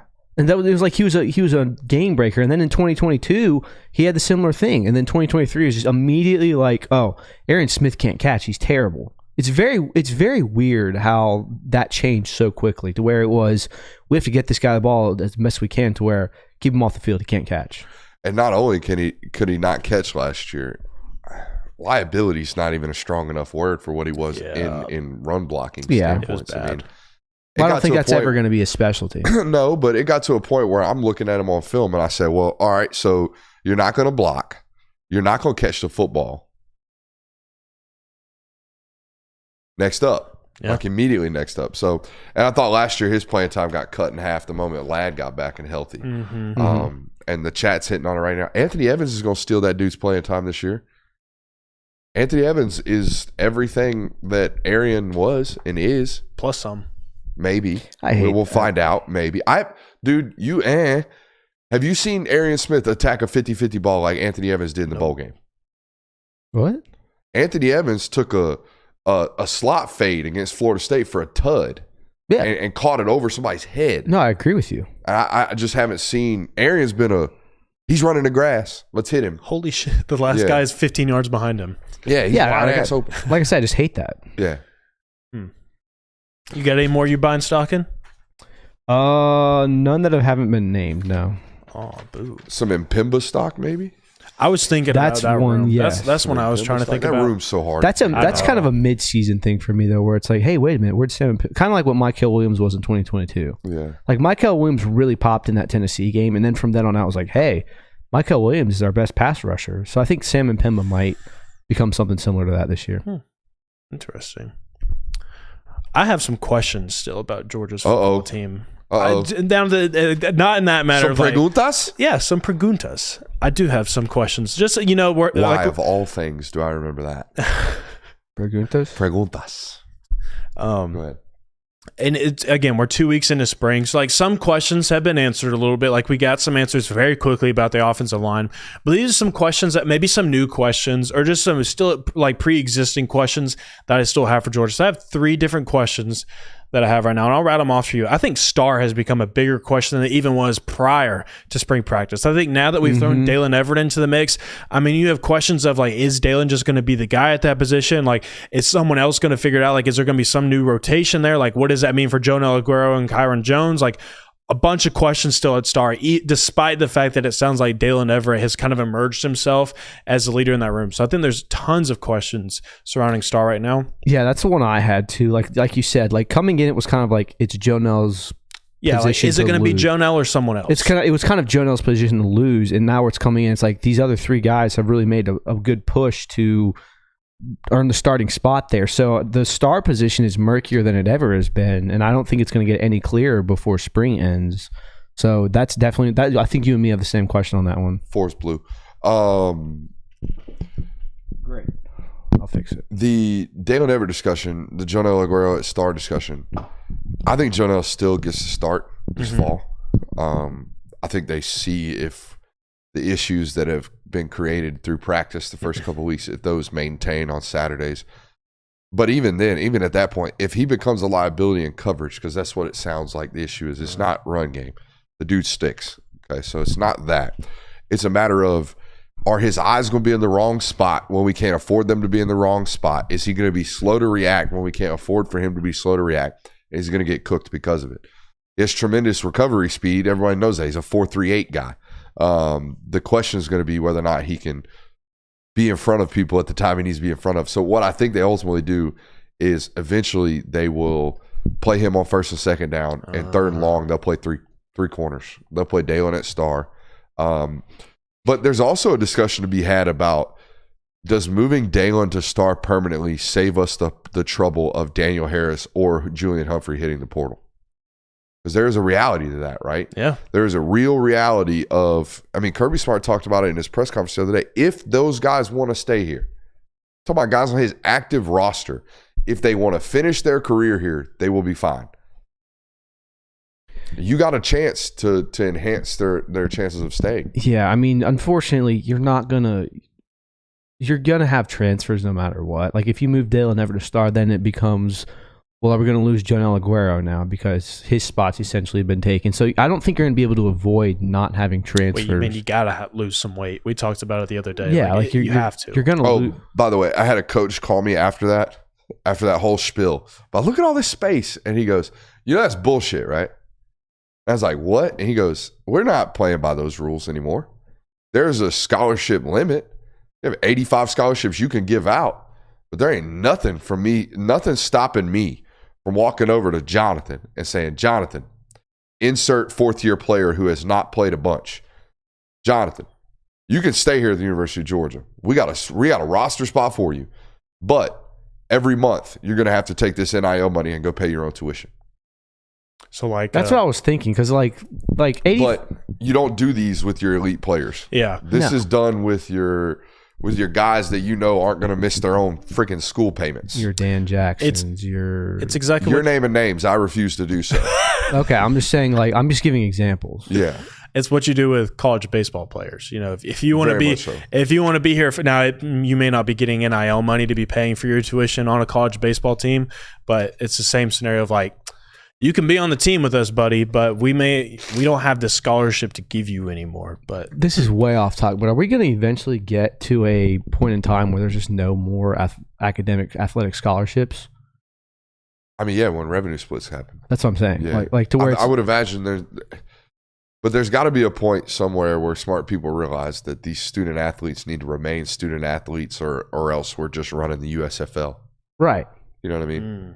So no, I don't know if that ever becomes that. Hopefully it never becomes that, because I guarantee right now, Johnny the Dog fan ain't gonna be Johnny the Dog fan when they're just the Georgia Semi-Pro League that happens to play outside of Athens. Right. You know what I mean? So as long as there's a tie, I think we're okay. And I think the smarter people know that. By the way, the decision makers in this world are schools themselves, and it behooves the schools to be tied to these athletes. Mm-hmm. So maybe not. But going back to our questions, one of the questions I still have is, what is the offensive identity going to be of this team? And that's obviously not something that was ever going to get answered just through spring practices, but it's still a big question I think that has. What are you going to do without your workhorse in Brock Bowers, without one of your best receivers in Ladd McConkey, with your quarterback who is not a first-year starter anymore, who has got true experience under his belt to where you might have more trust in him to give him the full range of the offense come week one. So I think the offense is going to look extremely different, especially with this running back room too. So it's going to look extremely different. I just don't know what it's going to look like yet. It sounds to me like they've been extremely explosive this spring. Here's my question. So if Yurosek is, I mean, you said both of him and Delp are viewed as A grades in the NFL draft. Do you think that moves them into some more 12 personnel? You were an 11 personnel team last year. I think you remain an 11 personnel team this year. You were in 11 personnel 72% of the time per my sourcing. Wow, interesting. It's a whole lot higher of a number than you Why? thought I was it going to say, why is it that Georgia's kind of labeled as this 12 personnel team? Because people remember them from 2021 and 2022 with Brock Bowers and Darnell. And Darnell. That's what I said, Brock Bowers and Darnell. But I was reiterating for the fan. And it's the and there. It's having them both and having one of them that was a true tight end of line guy and one of them that is basically Puka Nacua in freaking Kyle Juszczyk's body. You know what I mean? Yeah. That's what Brock is. Brock is a 6'4", 225-pound Puka Nacua. That's a little terrifying. It's a lot terrifying. That's why he ransacked all of the SEC for 3 years. Do you have any questions you want that haven't been answered yet? Y'all talked about Star. I want verifiable proof of concept from the receiver room. Thank you. I'm just not. I ranked him 7th the other day. Mm-hmm. Something like that. Just okay. I mean, you know what? I think that's what it's going to be. It's going to be that until there's some type of rev share, right? When NIL collectives and schools themselves are deciding where they put money in, they don't hide it at Georgia. They care about big people, really big people. That's what they care about. And for the lack of a better term, that's what they pay for. So until they start doing something otherwise, you're going to be a portal team at the receiver position, which means you're going to be very up and down. Yeah, I mean, that's receiver position, except for Dylan Bell this year. They think Dylan Bell is going to be a guy. And again, that's what you're going to have to hit on for the rest of time for this thing. Like Lad McConkey's, Dylan Bell's, even A.D. Mitchell's, like your 3 stars that turn into bona fide superstars. Like you're not going to go out and get your 5 stars the way the current market's set up, and you don't want to right now. You prioritize the offensive. You prioritize the line of scrimmage. You're ball out. That's what you are. You focus closest to the ball, and you recruit outward. That's what you do at Georgia, except for if they know for a fact you're a guy. If they know there is 0 bust with this guy, KJ Bolden, I'm sure KJ Bolden wasn't free. You know what I mean? He wasn't free to Florida State. I highly doubt he was free to Georgia. Now, I mean, wide receiver it's not the worst position to be relying on the portal for. I mean, we've seen what recent successes look like that there. I mean, A.D. Mitchell out of the transfer portal, Johnny Wilson out of the transfer portal, Keon Coleman out of the transfer portal, Ole Miss got Antoine Wells out of the transfer portal this year. Like, you can get some good bodies out South of the transfer Carolina portal. got Antoine Wells out of the transfer portal last year. They stole him from James Madison, and then Ole Miss stole him from South Carolina. Yeah, so it's not the worst position that if you're going to rely on the portal, like you can still hold out hope that you could get one guy, and that one guy could make a big difference for you for a single season. My question, and this kind of got answered a little bit earlier in the show, but who's going to be the freshman on defense this year? That is just like the big like standout. Like it was CJ Allen last year. Yeah. It was Malachi Starks before that. It was Keely Ringo the year before that. Like who's going to be this true freshman that is just going to absolutely take over and be the next big star? You got a chance for 2, potentially 3, in my mind, defensively. KJ Ellis and JJA. Yep. But the hype, and it is hype. That's what it is. The stuff we're talking about JJA this spring, it will be drastically cut off in half when TID comes back on the field. They think Terry Ingram Dawkins is an elite football player. He's never had the chance to show that he is, but they see him in practice all the time. And by the way, he went 8 weeks last year doing nothing, not doing much, rehabbing a foot. Yeah. Walked out against Florida, put together some of the best pass rush plans I've seen recently. At 280 pounds playing defensive end. Like he is kind of blew that game up, if I remember. Very much so. Florida was leading at the time. Florida was leading at the time, and so they think that guy's a really good football player. They think Gabe Harris is extremely disruptive. And then JJA is basically a 3 right now. And in the spring he's practicing like a 2. Is there a quote unquote the freshman on offense this year, you think, or is that kind of sounds like Jaden Riddell from what I've heard? But come this summer, it's going to be Nate Frazier. Mm-hmm. You watch. I'm just going to go and let you know right now. Nate Frazier going to do some shit this That's year. really the 2 options. There isn't. You don't think there's the receiver like a Sokovie, maybe? Zakovi's done well. Zakovi has outkicked his own coverage already. But no, I don't think yet. I mean, he's got 3 or 4 guys at slot that he's got to climb over. Right. Michael Jackson's the biggest detriment to Zakovi playing this year, in my opinion. Mm-hmm. So, any other questions y'all got? I just want to know what the corner rotation is. I think it's become a little more clear. It's kind of gotten foggy with Dalen Everett getting run at star, but I want to know who corner 1, 2, 3, and 4 is right now. And I think we're going to get better answers to that come G-Day. I want to know what they do with the dead weight on the roster. Because dead weight's not just costing you a scholarship anymore. Dead weight costs you NIL money out of your collective's bank. And I can tell you right now, there's some dead weight on the roster. Oh, yeah. I can just look around and say, hey, that guy will never play here. He needs to get out of here. I'm not going to name any names, but you guys kind of know who they are. Right. Yeah. Can Georgia come up to a player and say, like, hey, Yes. you're cut? Yes. Your NIL money's out of here. Sorry about it. It's the way it is. That's a tough discussion to have. But you don't have to do the I'm pulling your scholar. Yeah. All you have to do is, hey, you're making $15,000 last month. You make $0 now. You're basically a walk-on. All your teammates are going to have all this access to cash, and you get tuition. Congrats. Who's going to be the G-Day standout this year? The what? The G-Day standout this year. Oh, last year was like GA. Last year. I thought you said GA standout. I'm like, what graduate assistant's going to be out here banging? I don't know.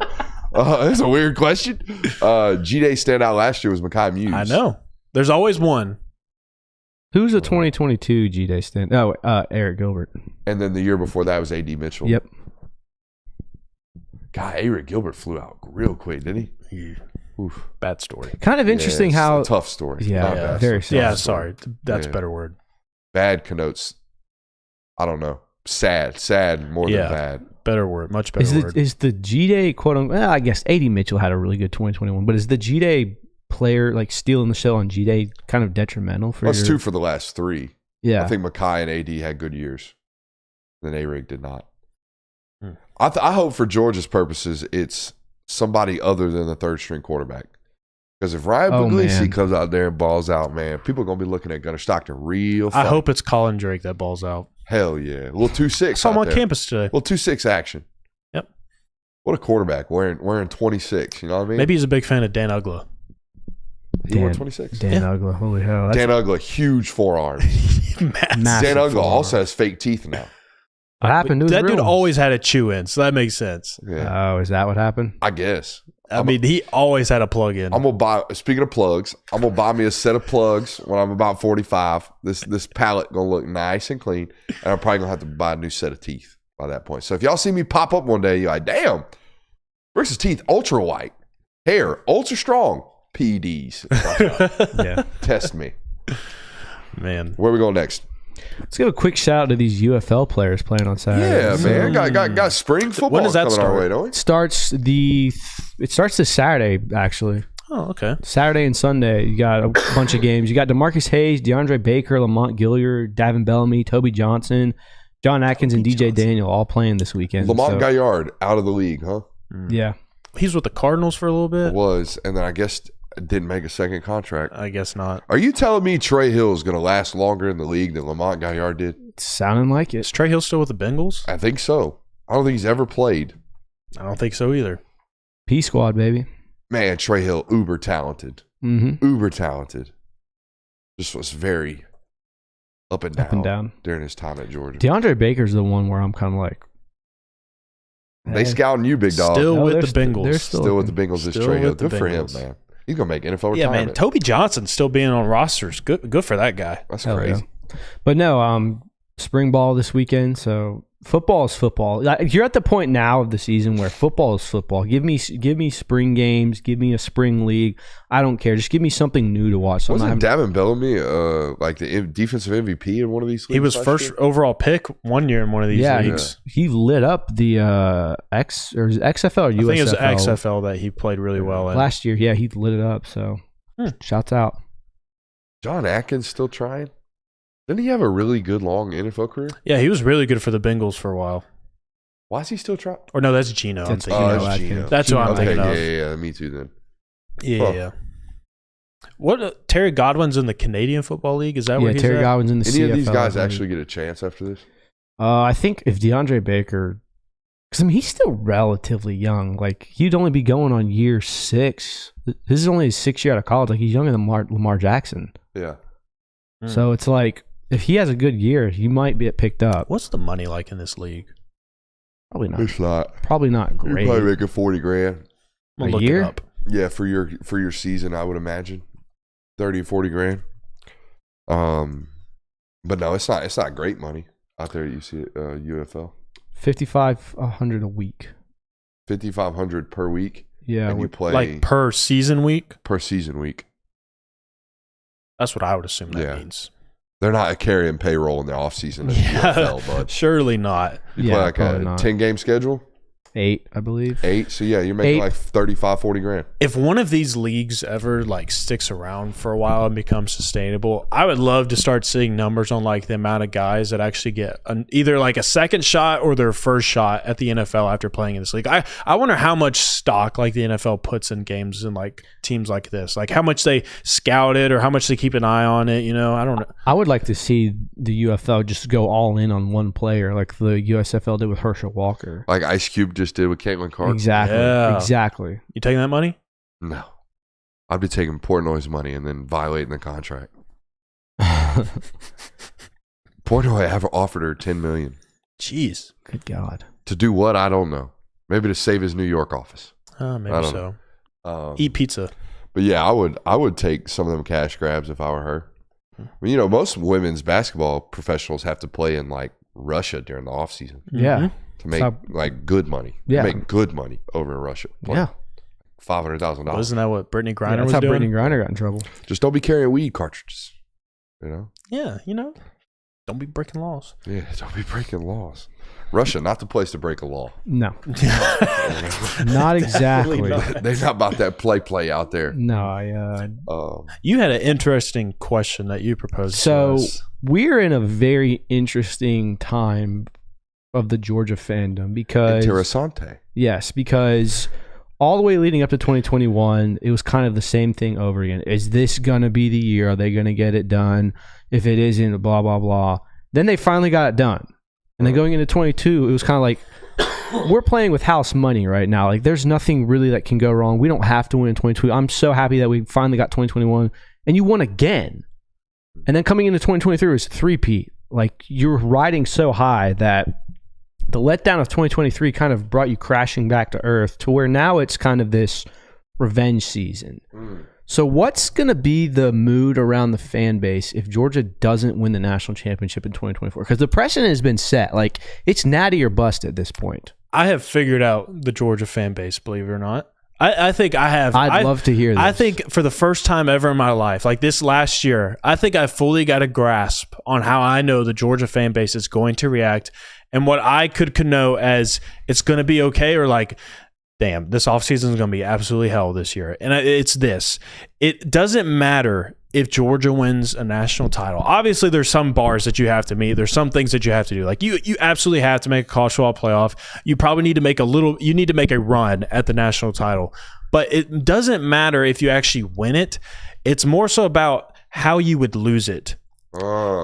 If you lose to Alabama, it doesn't matter what that game looked like, how it happened, whatever. Like if you lose to Alabama, it's going to be rough. Like even though Nick Saban is no longer there, like it is going to be rough. Losing to Alabama is a big old no-no. That is a big X.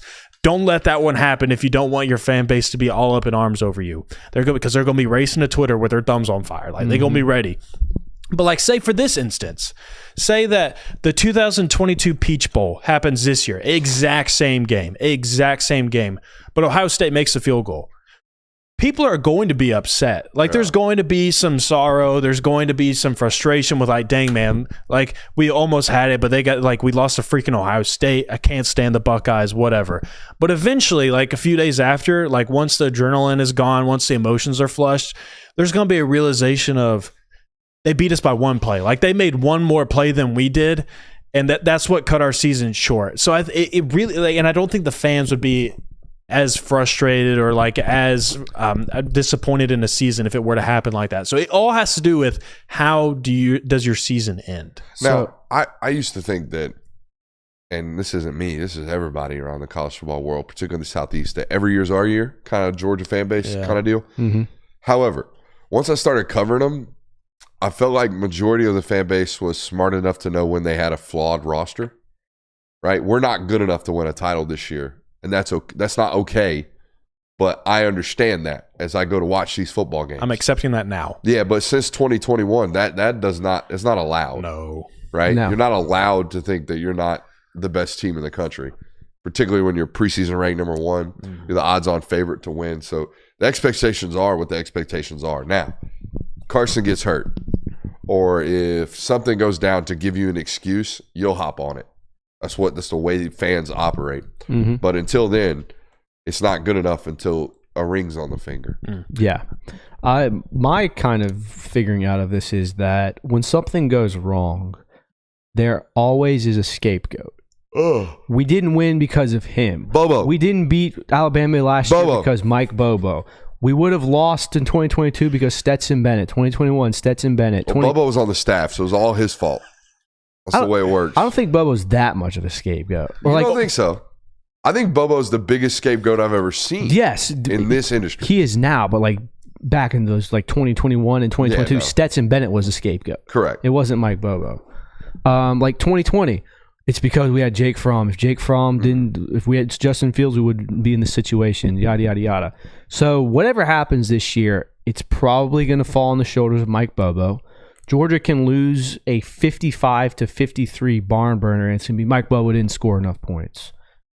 So That one that turnover. yeah, That one so 3 and weird. out. yeah, it's literally going to be something like that. So I think that's going to be kind of how the fan base deals with it. But as far as a reaction to not winning the title again, I don't know what they're going to say, because you're 2 years removed. By this point, you're 2 years removed from your last title. You expect to win one next year, but is the pressure start to build up back up for Kirby Smart? Or is it kind of just he's done what he did in 2021, 2022? You never have to ask questions again. I just think you're going to get cracks at it the rest of the time. Of course. You're going to get cracks at national titles. So each independent year, and luck's a far bigger role here now than it ever was. For sure. You're playing more football games. But no, I think like people will blame Bobo for the SEC championship game, and some people do. But I think most people point to 4th and 4. That's the excuse they make. For sure. The Isaiah Bond catch. They don't really give it to. So yeah, maybe if you lose next year, blame it on the refs. That's the bet for me. That's best case. That's every football fan's. Yeah, that's every. no, but I'm talking about for from a you. media perspective. A guy who runs a forum and runs a message board. Please lose because of the refs. Don't make me spend a whole offseason defending your coordinator, because that's a frustrating one for me. Mm-hmm. Like, damn, guys, he's pretty freaking good. You know? Yeah. He's not a dumb. That's always been and I know it's how ignorant would it be, or how boring would it be for me to just sit here and just agree with everything they always do. And I don't think I do anything resembling that. If I disagree with something, like their 2025 class right now, I've been on the phone with sources the last week saying, y'all better get your ass in gear. And every time they're like, we're Georgia. Get going. So if I disagree, I will tell you I disagree. But Mike Bobo is a damn good offensive coordinator. One that I think might have had some truck sweep tendencies in the SEC championship game, but it's game 15. Who doesn't have tendencies at that point? Right. Yeah. How do you think Bobo? He probably didn't care. That's a dumb question. Oh, he Bobo. does. Oh, he does? I think everybody does. I think every human is a human. I mean, I just think like it's got to be like, for this example, like Brooks, let's say you had the 4th most subscribers in all of YouTube, like every single week. Like you were putting up bangers, putting up great views and everything. And then just one episode like kind of fell off a little bit. Like didn't bring your A game. Everybody's like, Brooks is the worst. He's the worst YouTuber ever. My gosh, he just sucks at his job, man. Like that's It would gotta not be make so me feel good. Yeah, like it's got to be so demoralizing. It's like, what if Brooks showed up to the studio one day and had no notes and just looked at his producers and was like, hey, your show tonight, how do you think it would work? Do you think the audience would be able to tell? I would hope not. Hope not. It's hard to tell when you got like Carson Beck and Brock Bowers. Like they can go out there and figure it out. You know, Who's Carson Beck over there? I don't know. That is interesting. Which one do you want to be? I don't care. Well, he's too much of an outgoing person to be Brock Bowers ever. He's got a chain and a watch on. Brock Bowers would never. Yeah. You're Beck. Chain and a watch makes you outgoing. You're Beck, dude. Okay. So good for you. I guess I'm Carson Beck. Yeah. You'll Who could make just go more out money there long term. Like if you don't have if you don't have a game plan, those two are going to be able to figure it out for you, help you out Yeah, I'm with for you. sure.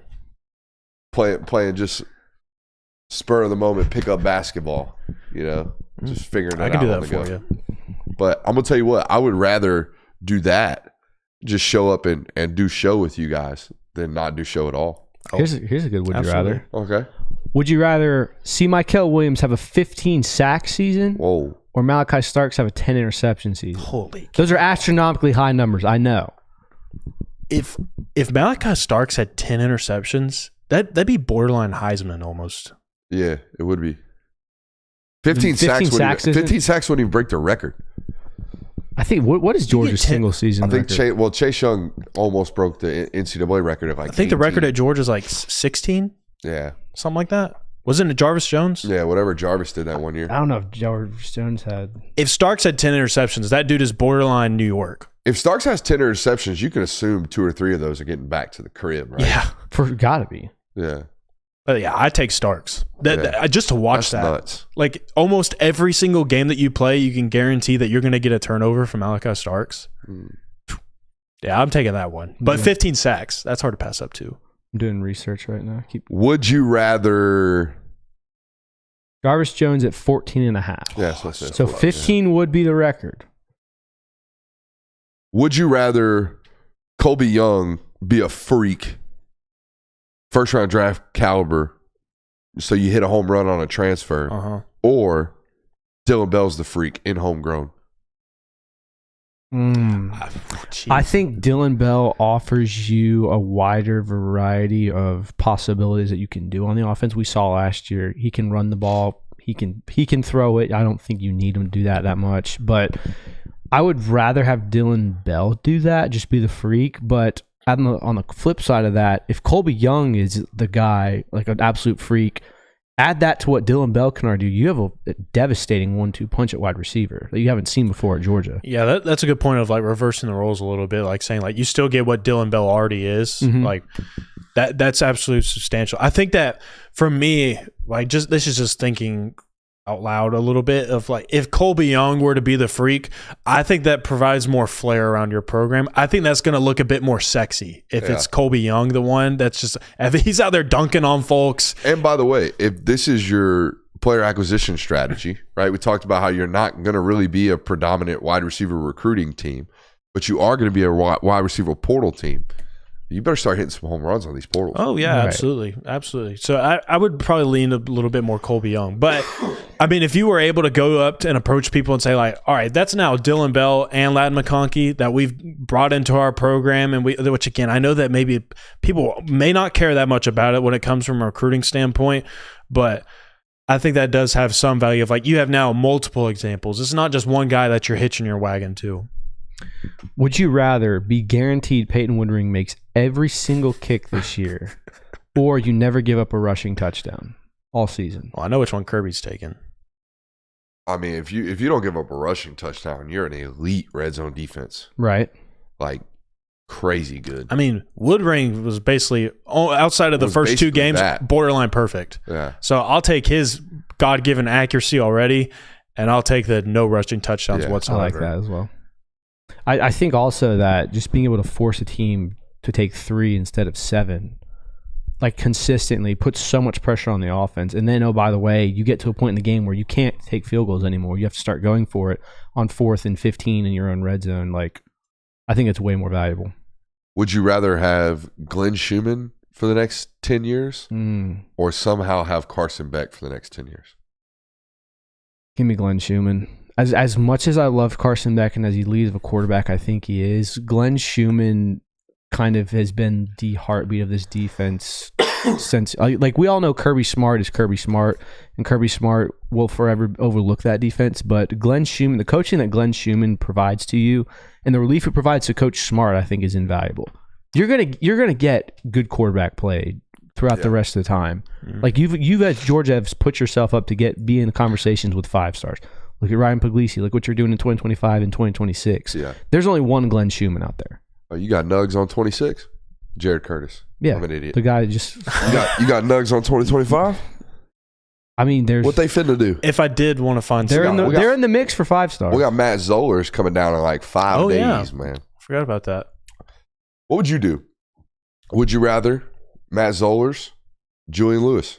I'm gonna be honest. I haven't watched enough on either of them. I haven't seen Zollers in person, so I don't want to make the. Yeah, I haven't seen him. Just off the, I think Matt Zollers fits the Georgia QB mold more, but you gotta hit on a Julian Lewis if you can. Right. Like you gotta get him. Yeah. Right now, just as it stands, Julian Lewis, just for recruiting momentum purposes. Like I don't know.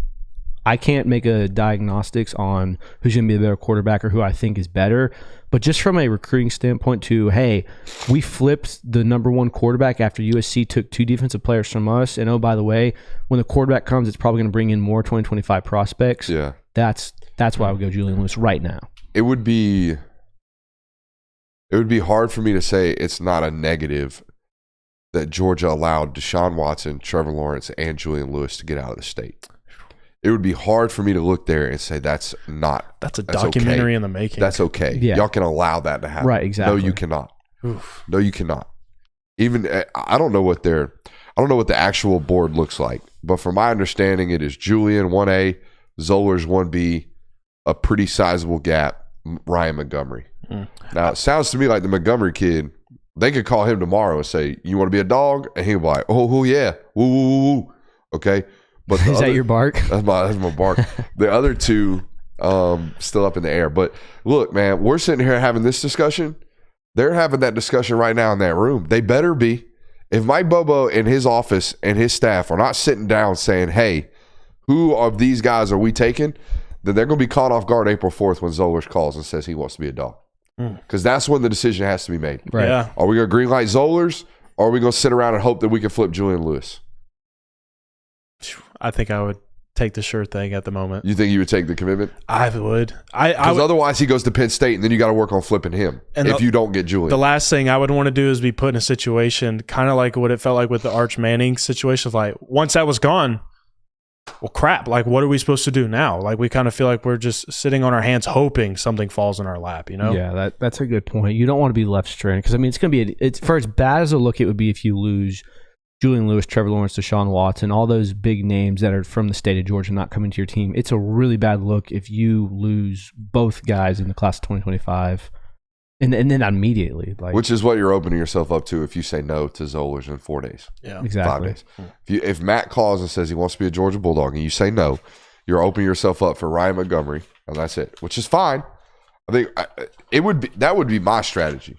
My strategy would be we will pursue Julian Lewis until wit's end, and then we'll take the 6'5" Carson Becky Quate version in Ryan Montgomery, which, by the way, that sounds like a slight.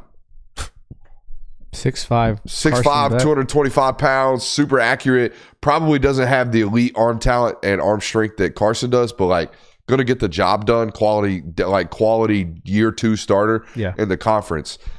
That's not a bad insurance plan. No. Okay, so I wouldn't be so against it. And by the way, I don't think Jared Curtis would ever be scared off by Ryan Montgomery, but he might be scared off by Julian Lewis. Mm-hmm. You know what I mean? Very valid point. So something to think about there. This is the last one I've got and it's a Carson Beck. I got one after this, actually. Do you want to go then? No, I'll go. Okay. Or, you know what? I can go. I can go right now. Sure. Would you rather land a Taco Tuesday prize picks bet or a Flex Friday? Yeah. Payouts equivalent? Payouts equivalent. I'm trying to flex on Friday. Flex on Fridays? Yeah. I'm trying to have a good time. Flex Fridays do hit a little different just because, you know, like, hey, even if I lose, like, I still get that money back that I can use it again later. But you hit that bitch weekend. On Tuesday. You got a lot of leverage the rest of the week. Oh, that's a good point, I guess, too. but my thing is, like, Friday I can actually sit back and enjoy the sports and watch them and be like a part and be immersed in that. Whereas Tuesday, it's like, oh, I hope that hits. I don't know if I didn't watch it. Either way, if you're not signed up right now on prizepicks.com using promo code Brooks, you're just a failure. MLB starting up. March Madness is started the Sweet 16. In the heat of it right now, dude. dog. NBA playoffs are on the cusp. Like, dude, come on now. All right, this is my last one. Oh, did that go final? Is the UConn game at final yet? Yeah, UConn won. Son of a bitch. Didn't hit, huh? 27. I needed another rebound and another assist from Jaden Ledee. Jaden Ledee, I'm on your ass, son. This is why the NCAA wants to cancel this. Just out here fiending for PP, dog. God. All right. Would you rather have Carson Beck throw for 4,500 yards this year or 40 touchdowns? 4,500 yards or 40 touchdowns? Dude, Give me you the 40 tell me touchdowns. 40 touchdowns? 35 touchdowns. That's basically what he did last year. Yeah. Last year, I think he was 28 tuds for just close to $4,000. If it's 35, I guess I take 4,500 yards. Dude, 4,500 yards is a Heisman. Yeah. Yeah, it is. 4,500 yards is a Heisman. Someone told me yesterday if Carson Beck is a top 3 pick or top 5 pick, if he plays like that, cakewalking to a national title. Georgia thinks they have one of the better rosters they've had in a long time. A long time. That's really better than that 2021 roster. No. But that's a long time. That's 3 years ago. That's a long time. It's weird to think how long 3 years is in football years. Like for me, that's not shit. Is there a single play? Nas and Warren. That's it. Left on the roster from 2021. Carson Beck. Arian Smith. Meaningful players on that roster. Daniel. I mean, Arian Smith was meaningful in that 20. I mean, like fairly meaningful. David Daniel Sisavon. I would say Arian Smith. No. I would say Arian Smith contributed. He's not meaningful. Oh, sorry. On that roster, he was not. On this roster, he's playing a role, but he was not meaningful on that 2021 roster. Then yeah, you're right. Let me think. Dan Jackson's one of the ones. Dan Jackson, yes. He started the Natty game. Oh, Tate. He got hurt that year, but Tate Ratledge. It's a good call. There's a couple of guys there still. Xavier Truss played a lot that year. So yeah, a couple, but not a handful. Not a lot. And most of those guys were like spot players during that year. So it's been a while, man. It's been a lot of roster turnover since then. I'm good. You guys good? We're good. Hey, appreciate you guys being here. Make sure you hit the thumbs up button on your way out. Love you. Bye. Actually, don't end that. I got to show some love. This is actually a listener. His name's Jeremiah Brown. He's not a listener. He's a lifelong friend. Played football with him in college. So what are you saying? He doesn't listen? No, he does. He's listening tonight. He sent me a message. But here you go. So original music. We'll see y'all. What, next week? Tuesday. Monday. I'm tripping.